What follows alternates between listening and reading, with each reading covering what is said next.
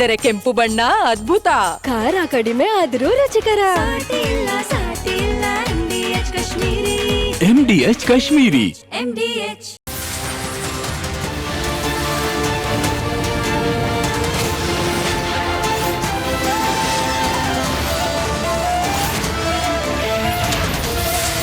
ನೀವು ನೋಡ್ತಾ ಇದ್ದೀರಾ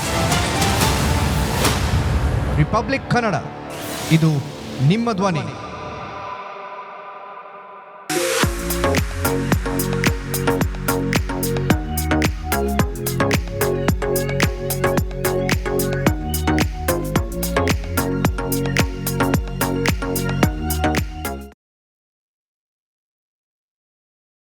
ಯಾವುದೇ ಕಾಂಪ್ರಮೈಸ್ ಇಲ್ಲದೆ ರಿಪಬ್ಲಿಕ್ ಕನ್ನಡ 100% ನ್ಯೂಸ್ ಕೊಡುತ್ತೆ.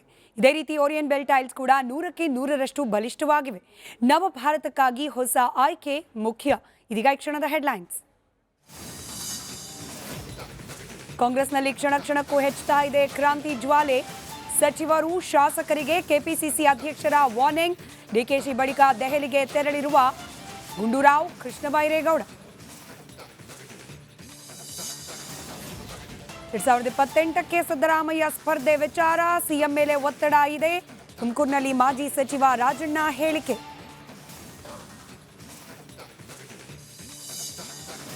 ಆರ್ಎಸ್ಎಸ್ ಪಥಸಂಚಲನ ನಿರ್ಬಂಧಕ್ಕೆ ಹೈಕೋರ್ಟ್ ಬ್ರೇಕ್. ತಡೆಯಾಜ್ಞೆ ಪ್ರಶ್ನಿಸಿ ಮೇಲ್ಮನವಿ. ಕಾನೂನು ಹೋರಾಟ ಮುಂದುವರಿಸೋಕೆ ಸಿಎಂ ಸೂಚನೆ.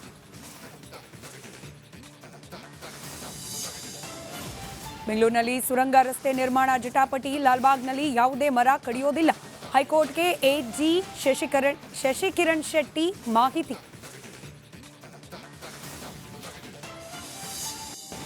ಬೆಂಗಳೂರಿನಲ್ಲಿ ಮತ್ತೆ ಘರ್ಜಿಸಿದ ಬುಲ್ಡೋಜರ್ಗಳು. ಬೇಗೂರು ತಾವರೆಕೆರೆ ಗ್ರಾಮದಲ್ಲಿ ಅನಧಿಕೃತ ಶೆಡ್ ಕಾಂಪೌಂಡ್ ತೆರವು. 12 ಕೋಟಿ ಮೌಲ್ಯದ ಆಸ್ತಿ ವಶ.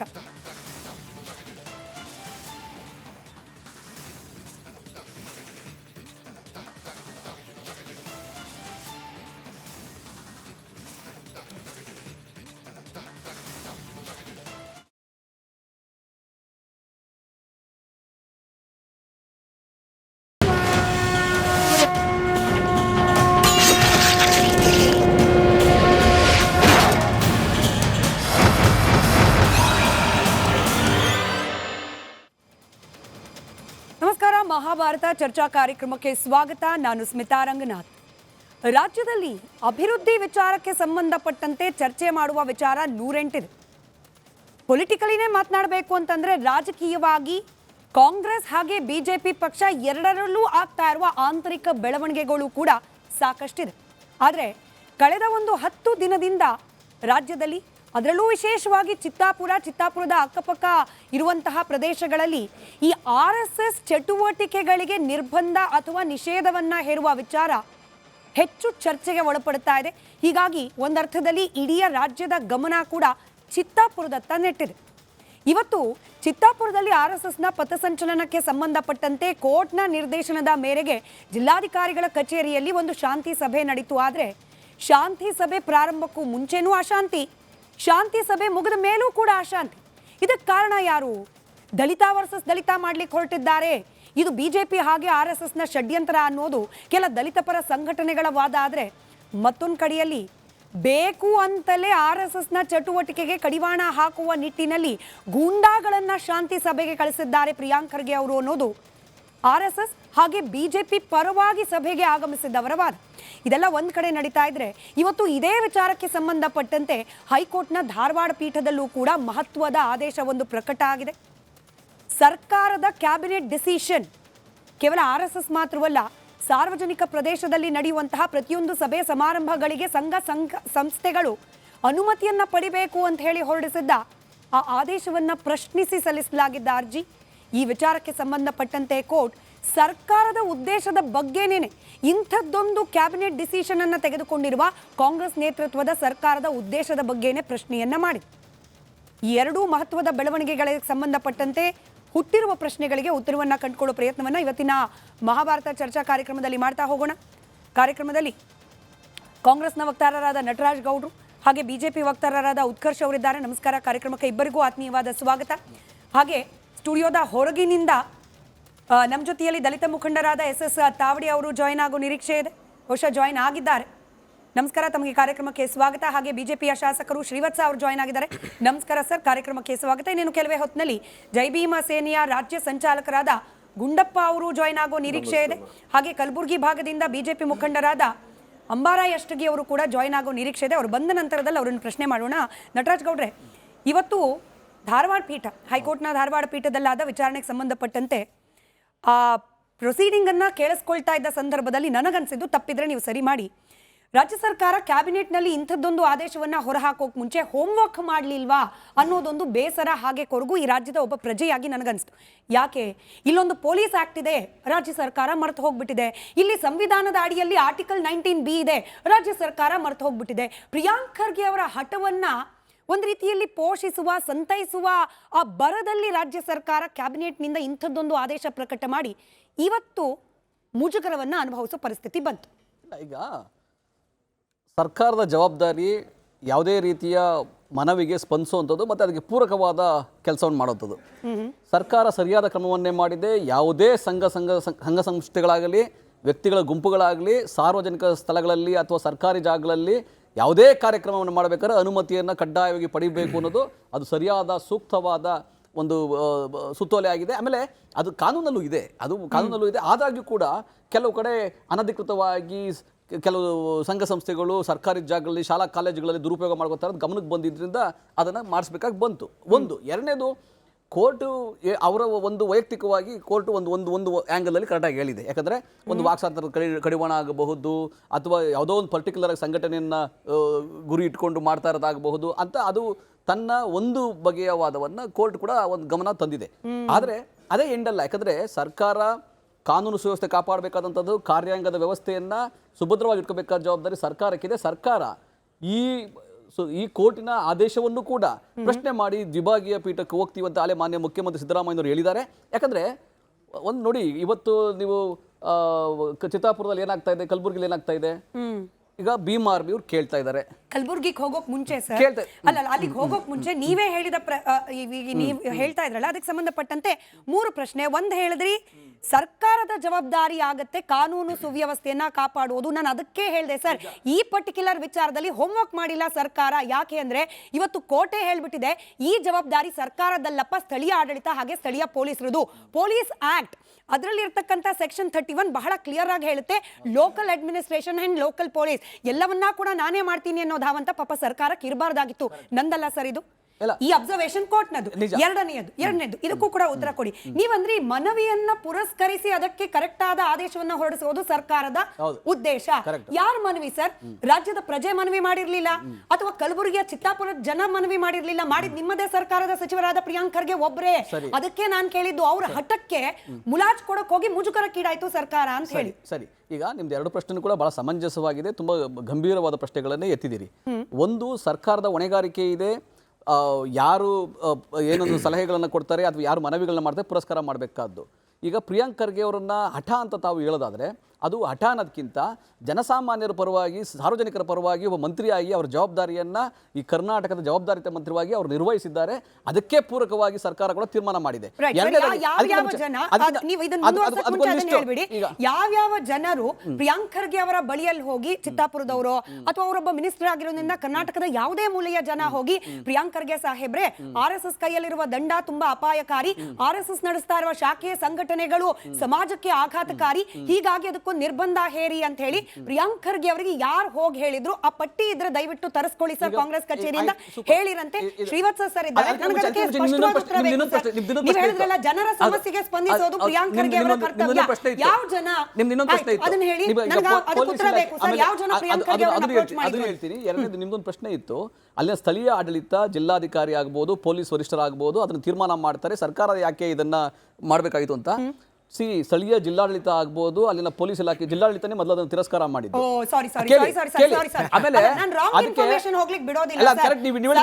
ಸರ್ಕಾರದ ಕ್ಯಾಬಿನೆಟ್ ಡಿಸಿಷನ್, ಅದಕ್ಕಿಂತ ಮುಂಚೆ ಪ್ರಿಯಾಂಕ್ ಖರ್ಗೆ ಅವರ ಪತ್ರ, ನೀವು ಕ್ರೊನಾಲಜಿ ಚೇಂಜ್ ಮಾಡಿ ಜನರನ್ನ ತಪ್ಪದಾರಿಗೆ ಎಳಿಬೇಡಿ ಸರ್ ಪ್ಲೀಸ್. ಪ್ರಿಯಾಂಕ್ ಖರ್ಗೆ ಅವರ ಪತ್ರ ಬರೆದ್ರು, ಅದಾದ್ಮೇಲೆ ಕ್ಯಾಬಿನೆಟ್ ಡಿಸಿಷನ್ ಆಯ್ತು. ಕ್ಯಾಬಿನೆಟ್ ಡಿಸಿಷನ್ ಸಂದರ್ಭದಲ್ಲಿ ಚಿತ್ತಾಪುರದ ಜಿಲ್ಲಾಡಳಿತ ಸರ್, ಈ ಕ್ರೊನಾಲಜಿ ಯಾವ ಕ್ರೊನಾಲಜಿ ಇದ್ರೂ ಕೂಡ, ಯಾವುದೇ ಮೊದಲಾಗಿ ಯಾವುದೇ ಕೊನೆ ಆದ್ರೂ ಕೂಡ ಕೂಡ ಅಲ್ಲಿ ಚಿತ್ತಾಪುರದಲ್ಲಿ ಪೊಲೀಸ್ ವ್ಯವಸ್ಥೆಯನ್ನ ಅಥವಾ ಸಾರ್ವಜನಿಕ ಏನು ವ್ಯವಸ್ಥೆ ನೋಡ್ಕೋಬೇಕು ಅಲ್ಲಿ ತಹಸೀಲ್ದಾರರು ಮತ್ತೆ ಅಲ್ಲಿನ ಪೊಲೀಸ್ ಅಧಿಕಾರಿಗಳು ಮಾಡ್ಕೊಂತಾರೆ. ಅವ್ರದ್ದು ಕೂಡ ಮನವಿ ಏನಿತ್ತಂದ್ರೆ ಇಲ್ಲಿ ಅವರೊಬ್ಬರೇ ಸಂಘಟನೆ ಅಲ್ಲ, ಬಹಳ ಸಂಘಟನೆಗಳು ಈ ತರ ಕೇಳ್ತಾ ಇದ್ದಾವೆ, ಅದಕ್ಕೆ ನಾವು ಕೊಡಕ್ ಬರೋದಿಲ್ಲ ಅಂತ ಅವ್ರು ಹೇಳಿದ್ದಾರೆ. ಸೊ ಹಂಗಾಗಿ ಅವ್ರಿಗೆ ಅನುಮತಿ ಕೊಟ್ಟಿಲ್ಲ. ಈ ಕೋರ್ಟ್ ಮುಖಾಂತರ ಯಾರು ಮಾಡಬಾರ್ದು ಅಂತಿಲ್ಲ, ಯಾರು ಬೇಕಾದರೂ ಅನುಮತಿ ತಗೊಂಡು ಯಾರು ಬೇಕಾದ್ರೂ ಮಾಡ್ಬೋದು. RSS ಮಾಡ್ಬೋದು, ಭೀಮ್ ಆರ್ಮಿನೂ ಮಾಡ್ಬೋದು, ದಲಿತ ಪ್ಯಾಂಥರ್ ಸಂಘಟನೆಗಳು ಮಾಡ್ಬೋದು, ಯಾರು ಬೇಕಾದ್ರೆ ರೈತ ಸಂಘಟನೆನೂ ಮಾಡ್ಬೋದು, ದಲಿತ ಸಂಘಟನೆಗಳು ಮಾಡ್ಬೋದು, ಏನು ತೊಂದರೆ ಇಲ್ಲ. ಅದಕ್ಕೆ ರೈಟಿಂಗ್ ಅಲ್ಲಿ ಪರ್ಮಿಷನ್ ತಗೊಂಡು ಅದಕ್ಕೆ ಕಾನೂನುಬದ್ಧವಾಗಿ ಮಾಡೋ ಅವಕಾಶ ಎಲ್ಲರಿಗೂ ಇದೆ. ಹಾಗಾಗಿ ಅಲ್ಲಿ ನಡೀತಾ ಇರ್ತಕ್ಕಂಥ ವಿಷಯ. ಇನ್ನೊಂದು ನೋಡ್ಕೊಂಡು ಮಾಡಿದೆ, ಸರ್ಕಾರ ಜವಾಬ್ದಾರಿ ಅಲ್ಲ ಅನ್ನೋದು ಕೋರ್ಟ್ನ ಅಬ್ಸರ್ವೇಷನ್. ನಾನು ಮತ್ತೊಮ್ಮೆ ಹೇಳ್ತಿದ್ದೀನಿ ಶ್ರೀವತ್ಸ ಸರ್, ರಾಜ್ಯ ಸರ್ಕಾರ ಮಾಡ್ಲಿಕ್ಕೆ ಹೊರಟಿದ್ದ ಕುತಂತ್ರಕ್ಕೆ ಹಿನ್ನಡೆ ಆಗಿದೆ. ಇದು ವಿಜಯೇಂದ್ರ ಅವರ ಅಬ್ಸರ್ವೇಷನ್. ಅವಿವೇಕಿತನಕ್ಕೆ ಕೋರ್ಟ್ ಕಪಾಳ ಮೋಕ್ಷ ಮಾಡಿದೆ, ಇದು ಚಲವಾದಿ ನಾರಾಯಣ ಸ್ವಾಮಿ ಅವರ ರಿಯಾಕ್ಷನ್. ಆದ್ರೆ ಸರ್ಕಾರದ ವಾದ ಏನು? ನಾವು ಕಾನೂನಾತ್ಮಕವಾಗಿ ಏನ್ ಮಾಡ್ಲಿಕ್ಕೆ ಅವಕಾಶ ಇದೆ, ಜಗದೀಶ್ ಶೆಟ್ಟರ್ ಅವ್ರು ಏನ್ ಮಾಡಿಟ್ಟು ಹೋಗಿದ್ರು ಅದನ್ನ ನಾವು ಮುಂದುವರಿಸಿದ್ದೀವಿ. ಇಲ್ಲಿ ಕುತಂತ್ರನೂ ಇಲ್ಲ, ಅವಿವೇಕಿತನೂ ಇಲ್ಲ. ಇದನ್ನೇ ಇವತ್ತು ಕೂಡ ಹೇಳ್ತಾ ಇರೋದು.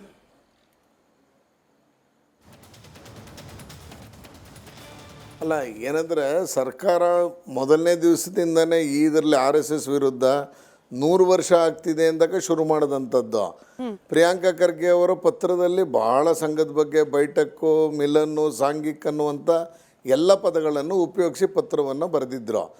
ಅದೆಲ್ಲ ಗೊತ್ತಾಗಿದ್ದು ಹೇಗೆ ಅವರಿಗೆ ಅಂತಂದರೆ, ನಾವು ಸಾರ್ವಜನಿಕ ಸ್ಥಳದಲ್ಲಿ ನಾವು ಅದರ ಬಗ್ಗೆ ನಾವು 1 ಗಂಟೆ ಕಾಲ ಚಟುವಟಿಕೆಯನ್ನು ಮಾಡುವ ಮುಖಾಂತರ ಗೊತ್ತಾಯಿತು.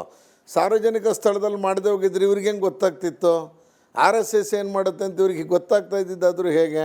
ನಾವು 4 ಗೋಡೆ ಒಳಗಡೆ ಮಾಡ್ಕೊಂಡ್ಬಿಟ್ಟಿದ್ರೆ ಇವ್ರಿಗೆ ಹೇಗೆ ಗೊತ್ತಾಗ್ತಾ ಇತ್ತು? ಸಾರ್ವಜನಿಕವಾಗಿ ಮಾಡ್ತಾ ಇದ್ದೀವಲ್ಲ, ಸಾರ್ವಜನಿಕವಾಗಿ ಶಾಖೆಯಲ್ಲಿ ಯಾರು ಬೇಕಾದರೂ ಬರ್ಬೋದು, ಸಂಘದ ಸಂಪರ್ಕಕ್ಕೆ ಯಾರು ಬೇಕಾದ್ರೂ ದೂರದಿಂದ ನೋಡ್ತಾರೆ ಏನು ಮಾಡ್ತಾರೆ ಇವರು ಅಂತ.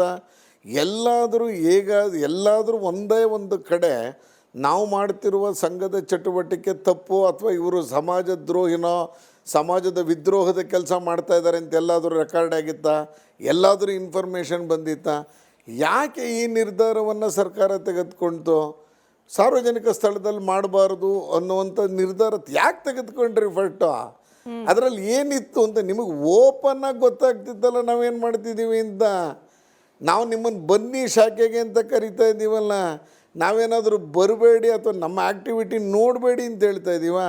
ನಮ್ಮ ಆ್ಯಕ್ಟಿವಿಟಿನ ತಡೆಯುವ ಧಾವಂತದಲ್ಲಿ ಬೇರೆ ಬೇರೆ ಸಂಘಟನೆಗಳಿಗೂ ಇದನ್ನು ನಿಷೇಧವನ್ನು ಮಾಡುವಂಥ ಕೆಲಸವನ್ನು ಮಾಡಿದ್ರೆ ಸಂಘದ ಈ ಒಂದು ಕಾರ್ಯವನ್ನು ನಿಮಗೆ ಗೊತ್ತಾಗಕ್ಕೆ ಅಥವಾ ನೋಡೋಕ್ಕೆ ಅವಕಾಶನೇ ನೀವು ಮಿಸ್ ಮಾಡ್ಕೊಂಬಿಟ್ರಲ್ಲ.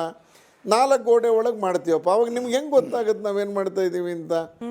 ಆಯ್ತು, ಎಲ್ಲಾದರೂ ಇರಬೇಕಲ್ಲ.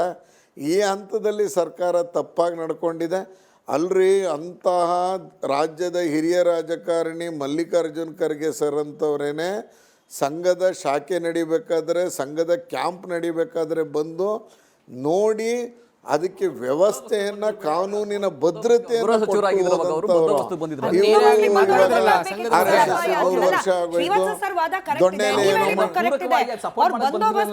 ಮತ್ತೊಂದಕ್ಕೆ ಬಂದ್ರು ಸರ್ ಅಪಾಯ ಅಂತ ಹೇಳಿ ಅವತ್ತೇ ಗೊತ್ತಾಗಿದ್ರೆ ಅವತ್ತೇ ಮಾಡ್ಬೇಕಾಗಿತ್ತು ಕೆಲಸ. ನಿಷೇಧ ಇರೋದು. ನಮ್ಮ ಜೊತೆಯಲ್ಲಿ ಅಂಬಾರಾಯಷ್ಟಿಗೆ ಅವರು ಒಂದೇ ನಿಮಿಷ. ಅಂಬಾರಾಯಷ್ಟಿಗೆ ಅವರು ಜಾಯ್ನ್ ಆಗಿದ್ದಾರೆ, ಕಲಬುರಗಿಯ ಬಿಜೆಪಿ ಮುಖಂಡರು. ಹಾಗೆ ಗುಂಡಪ್ಪ ಅವರು ಜೈ ಭೀಮ್ ಸೇನೆ ಕಡೆಯಿಂದ ಕೂಡ ಬಂದಿದ್ದಾರೆ. ನಮಸ್ಕಾರ, ಇಬ್ಬರಿಗೂ ಕಾರ್ಯಕ್ರಮಕ್ಕೆ ಸ್ವಾಗತ.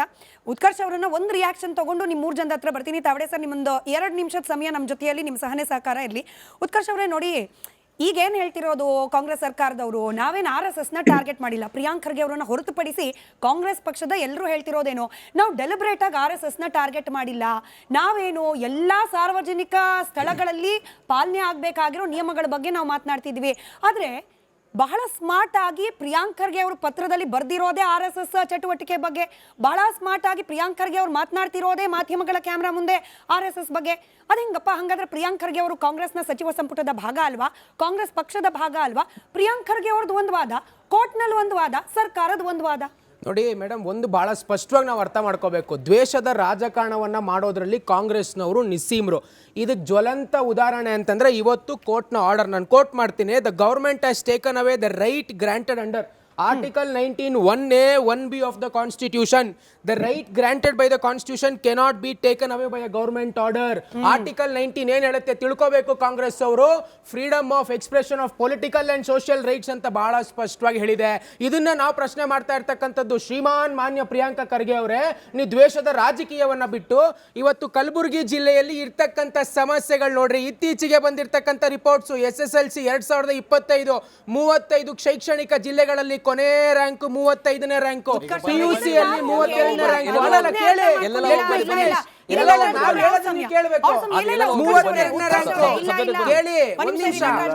ಉತ್ಕರ್ಷ್ ಅವರೇ, ನೀವು ಅದನ್ನೇ ಸರಿಯಾಗಿ ಅರ್ಥ ಮಾಡ್ಕೊಂಡಿಲ್ಲ ನೋಡಿ. ಪ್ರಿಯಾಂಕ್ ಖರ್ಗೆ ಅವರು ನಟರಾಜ್ ಗೌಡ್ರು ಹೇಳ್ತಿದ್ದಾರೆ, ಪಾಪ ಅವ್ರಾಗೆ ಏನು ಹೋಗಿ ಪತ್ರ ಬರ್ದಿಲ್ಲ, ಜನರು ಹೋಗಿ ರಿಕ್ವೆಸ್ಟ್ ಮಾಡ್ಕೊಂಡಿದ್ದಾರೆ. ರಸ್ತೆ ಗುಂಡಿ ಬಗ್ಗೆ, ಅಭಿವೃದ್ಧಿ ಬಗ್ಗೆ SSLC ಅಲ್ಲಿ 35ನೇ ರ್ಯಾಂಕ್, PUC ಅಲ್ಲಿ 32ನೇ ರ್ಯಾಂಕ್, ಹ್ಯೂಮನ್ ಡೆವಲಪ್ಮೆಂಟ್ ಇಂಡೆಕ್ಸ್ ಅಲ್ಲಿ 29ನೇ ರ್ಯಾಂಕ್, ಮರಳು ಮಾಫಿಯಾ, ಭೂ ಮಾಫಿಯಾ, ಇಷ್ಟೆಲ್ಲ ಸಮಸ್ಯೆಗಳಿದೆ ಶ್ರೀಮಾನ್ ಪ್ರಿಯಾಂಕ ಖರ್ಗೆ ಅವರೇ. ಇದ್ರ ಬಗ್ಗೆ ಗಮನ ಕೊಡಿ ಅಂತಂದ್ರೆ, ಆದ್ರೆ ಇವ್ರು ಇವತ್ತು ಹಾದಿ ಬೀದಿಯಲ್ಲಿ RSS ನಿಷೇಧ ಮಾಡ್ತೀನಿ, RSS ಬ್ಯಾನ್ ಮಾಡ್ತೀನಿ ಅಂತ ಹೇಳ್ತಾರೆ. ನಮ್ಮ ಮೂಲಭೂತ ಪ್ರಶ್ನೆ ಇರ್ತಕ್ಕಂಥದ್ದು ಅದೇ, ಕುಣಿಯಕ್ಕಾಗ್ದವನು ನೆಲ ಟೊಂಕು ಅಂದಂಗಾಯ್ತು. ಇವತ್ತು one of the most inefficient minister ಯಾರಾದ್ರೂ ಇದ್ರೆ ಅದು ಪ್ರಿಯಾಂಕಾ ಖರ್ಗೆ ಅವರು. ಮೊದಲು ಪ್ರಿಯಾಂಕಾ ಖರ್ಗೆ ಅವರು ಇತಿಹಾಸವನ್ನ ತಿಳ್ಕೊಂಡು ಅವರು ಸಮಾಜದ ಮುಂದೆ ಬರಬೇಕು. ದಲಿತ ಸಂಘಟನೆಗಳನ್ನ, ಬಾಬಾ ಸಾಹೇಬ್ ಅಂಬೇಡ್ಕರ್ ಅನ್ನ ಅವ್ರಿಗೆ ಹೇಗ್ ಬೇಕೋ ಹಾಗೆ ಉಪಯೋಗಿಸ್ಕೊಳ್ತಕ್ಕಂಥ ಆ ದಾಳವನ್ನ ಮೊದಲು ಪ್ರಿಯಾಂಕಾ ಖರ್ಗೆ ಅವ್ರು ಬಿಡ್ಬೇಕು. ಕಲ್ಯಾಣ ಕರ್ನಾಟಕ ಇವತ್ತು ದಕ್ಷಿಣ ಭಾರತದಲ್ಲಿ ಅತ್ಯಂತ ಹಿಂದುಳಿದಿರ್ತಕ್ಕಂಥ ಜಿಲ್ಲೆಗಳಲ್ಲಿ 5ನೇ ಸ್ಥಾನ ಕಲಬುರಗಿ. ಇಷ್ಟೆಲ್ಲ ಸಮಸ್ಯೆಗಳಿದ್ರು ಇದಕ್ ಮೊದಲು ಪರಿಹಾರ ಕೊಡ್ಲಿ ಪ್ರಿಯಾಂಕಾ ಖರ್ಗೆ ಅವರು. ಬೀದಿಯಲ್ಲಿ ಅಂಬೇಡ್ಕರ್ ಅವರ ವಿಚಾರಧಾರೆಗಳನ್ನ, ಅಂಬೇಡ್ಕರ್ ಅವರಿಂದ ಸ್ಥಾಪನೆ ಆಗುವ ನಮ್ಮ ಸಂವಿಧಾನವನ್ನ ಓದಿದ್ದವರು, ಅದ್ರ ಬಗ್ಗೆ ಗಂಧ ಗಾಳಿ ಗೊತ್ತಿಲ್ಲದೆ ಇರೋರು ಕೂಡ ಅಂಬೇಡ್ಕರ್ ಅನ್ನೋದನ್ನ ಬಳಕೆ ಮಾಡಕ್ ಪ್ರಾರಂಭ ಮಾಡ್ಬಿಟ್ಟಿದ್ದಾರೆ. But anyway, with all the respect, Tawde ಅವರೇ, ಇವತ್ತಾದ ಶಾಂತಿ ಸಭೆಯ ನಂತರದಲ್ಲಿ ಬಂದ ವಾದ ಏನಪ್ಪಾ ಅಂತಂದ್ರೆ, RSS ನವ್ರು ಪಥಸಂಚಲನ ಮಾಡ್ಲಿ, ಆದ್ರೆ ಕೈಯಲ್ಲಿ ಒಂದು ಸಂವಿಧಾನದ ಪೀಠಿಕೆಯನ್ನ ಇಟ್ಕೊಳ್ಳಿ, ಅವ್ರ ಕೈಯಲ್ಲಿ ಇಟ್ಕೊಳ್ಳುವ ದಂಡ ಬೇಡ ಅಂತ ಹೇಳಿ. ಹೌದಲ್ವಾ ತಾವಡೆ ಅವರೇ? ಹೌದು. ಯಾಕೆ ಸಂವಿಧಾನದ ಪೀಠಿಕೆಯನ್ನೇ ಇಟ್ಕೊಳ್ಬೇಕು ಅನ್ನೋ ವಾದ ಯಾಕೆ? ಸಂವಿಧಾನಕ್ಕೆ RSS ಅವರು ಸಂವಿಧಾನಕ್ಕೆ ಮರ್ಯಾದೆ ಕೊಡಲಾರದಂತ ಕೆಲಸಗಳನ್ನು ಮಾಡ್ತಾರೆ. ಯಾಕೆ ಅವರು ಸಂವಿಧಾನದ ಪೀಠಿಕೆಯನ್ನು ಹಿಡ್ಕೊಂಡು ಮಾಡಬಾರ್ದು? ಅಲ್ಲ, ಯಾವಾಗ ಈ ಭಾರತ ದೇಶದ ಸಂವಿಧಾನ ಅಲ್ವಾ? ಈ ಭಾರತ ದೇಶ ಸಂವಿಧಾನ, ಈ ಭಾರತ ದೇಶ ನಡೀತಕ್ಕಂಥದ್ದು ಸಂವಿಧಾನದ ಮೇಲೆ. ಸಂವಿಧಾನದ ವಿಚಾರಗಳನ್ನು ಇಟ್ಕೊಂಡೇ ಅವ್ರು ಮಾಡ್ಬೇಕಲ್ವಾ? ಸಂವಿಧಾನದಲ್ಲಿ ಏನ್ ಬರ್ದಿದೆ?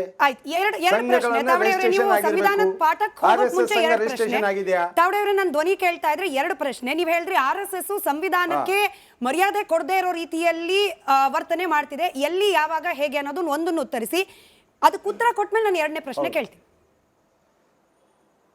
ನಾನು ಹೇಳ್ತೀನಿ, ಅವರು ಯಾವಾಗೂ ಕೂಡ ಭಾರತ ದೇಶದ ಸಂವಿಧಾನವನ್ನು ಬದಲಾವಣೆ ಮಾಡ್ತೀವಿ ಅಂತ ಮಾತನ್ನೇ ಆಡ್ತಾರೆ. ಉದಾಹರಣೆ ಸುಮ್ನೆ ಏನೇನೋ ಸ್ಟೇಟ್ಮೆಂಟ್ ಕೊಡುವಂತದಲ್ಲ, ಮಾಧ್ಯಮದಲ್ಲಿ ಕುತ್ಕೊಂಡು ಏನೇನೋ ಸ್ಟೇಟ್ಮೆಂಟ್ ಕೊಟ್ಟರೆ ಕೇಳಕ್ಕಾಗೋದಿಲ್ಲ. ಉದಾಹರಣೆ ಕೊಡಿ. ನಾನು ಹೇಳ್ತೀನಿ, ಸುಮ್ನೆ ಏನೇನೋ ಮಾತನಾಡೋದು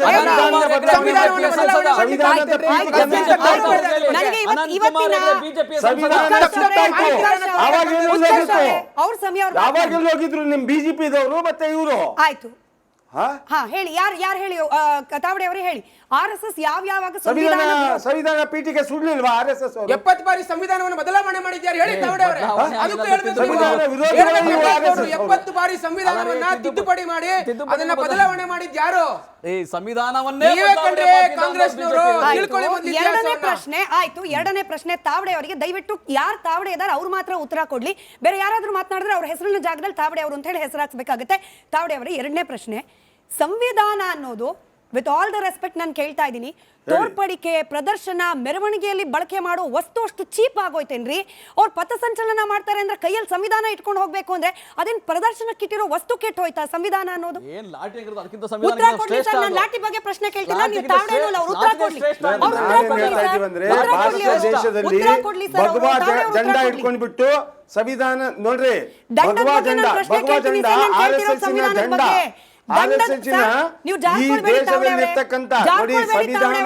ದಂಡದ ಬಗ್ಗೆ RSS ನವರಿಗೆ ಪ್ರಶ್ನೆ ಕೇಳ್ತೀನಿ. ನಾನ್ ನಿಮಗ್ ಕೇಳ್ತಾ ಇರೋದು, ಸಂವಿಧಾನ ಮೆರವಣಿಗೆಯಲ್ಲಿ ಬಳಕೆ ಮಾಡುವ ಪ್ರದರ್ಶನದ ವಸ್ತು ಅನ್ಕೊಂಡಿದ್ದೀರಾ? ಮೆರವಣಿಗೆ ಮಾಡುವ ದೇವರು ಅಲ್ಲ ಸರ್? ನೀವು ತಾವಡೆ ನೋಡಿ, ನೀವು ತಾವಡೆ ಅಲ್ಲ, ತಾವಡೆ ಉತ್ತರ ಕೊಡಿ. ಧರ್ಮಗ್ರಂಥ. ತಾವಡೆ ಉತ್ತರ ಪ್ರದರ್ಶನ ಕೊಡಿ. ಮಾಡುವ ಕೊಡಿ ವಸ್ತು ತಾವಡೆ ಅಲ್ಲ. ಉತ್ತರ. ಸಂವಿಧಾನ ಅಡಿಯಲ್ಲಿ ಮಾಡ್ತಕ್ಕಂಥ ನೋಡಿ ದೇಶಭಕ್ತಿಯ ನೋಡಿ 100 ವರ್ಷದ ಇವರು ವಿಜೃಂಭಣೆಯನ್ನ ಮಾಡ್ತಾ ಇದ್ದಾರೆ.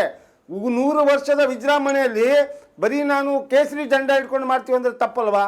ನಾವು ದೇಶ ಭಕ್ತರಿದ್ದೀವಿ, ನಾವು ದೇಶಕ್ಕೆ ಕಾಪಾಡ್ತೀವಿ ಅಂದ್ರೆ ತಿರಂಗ ಜೆಂಡಾ ಇಟ್ಕೊಂಡು ಮಾಡಿ.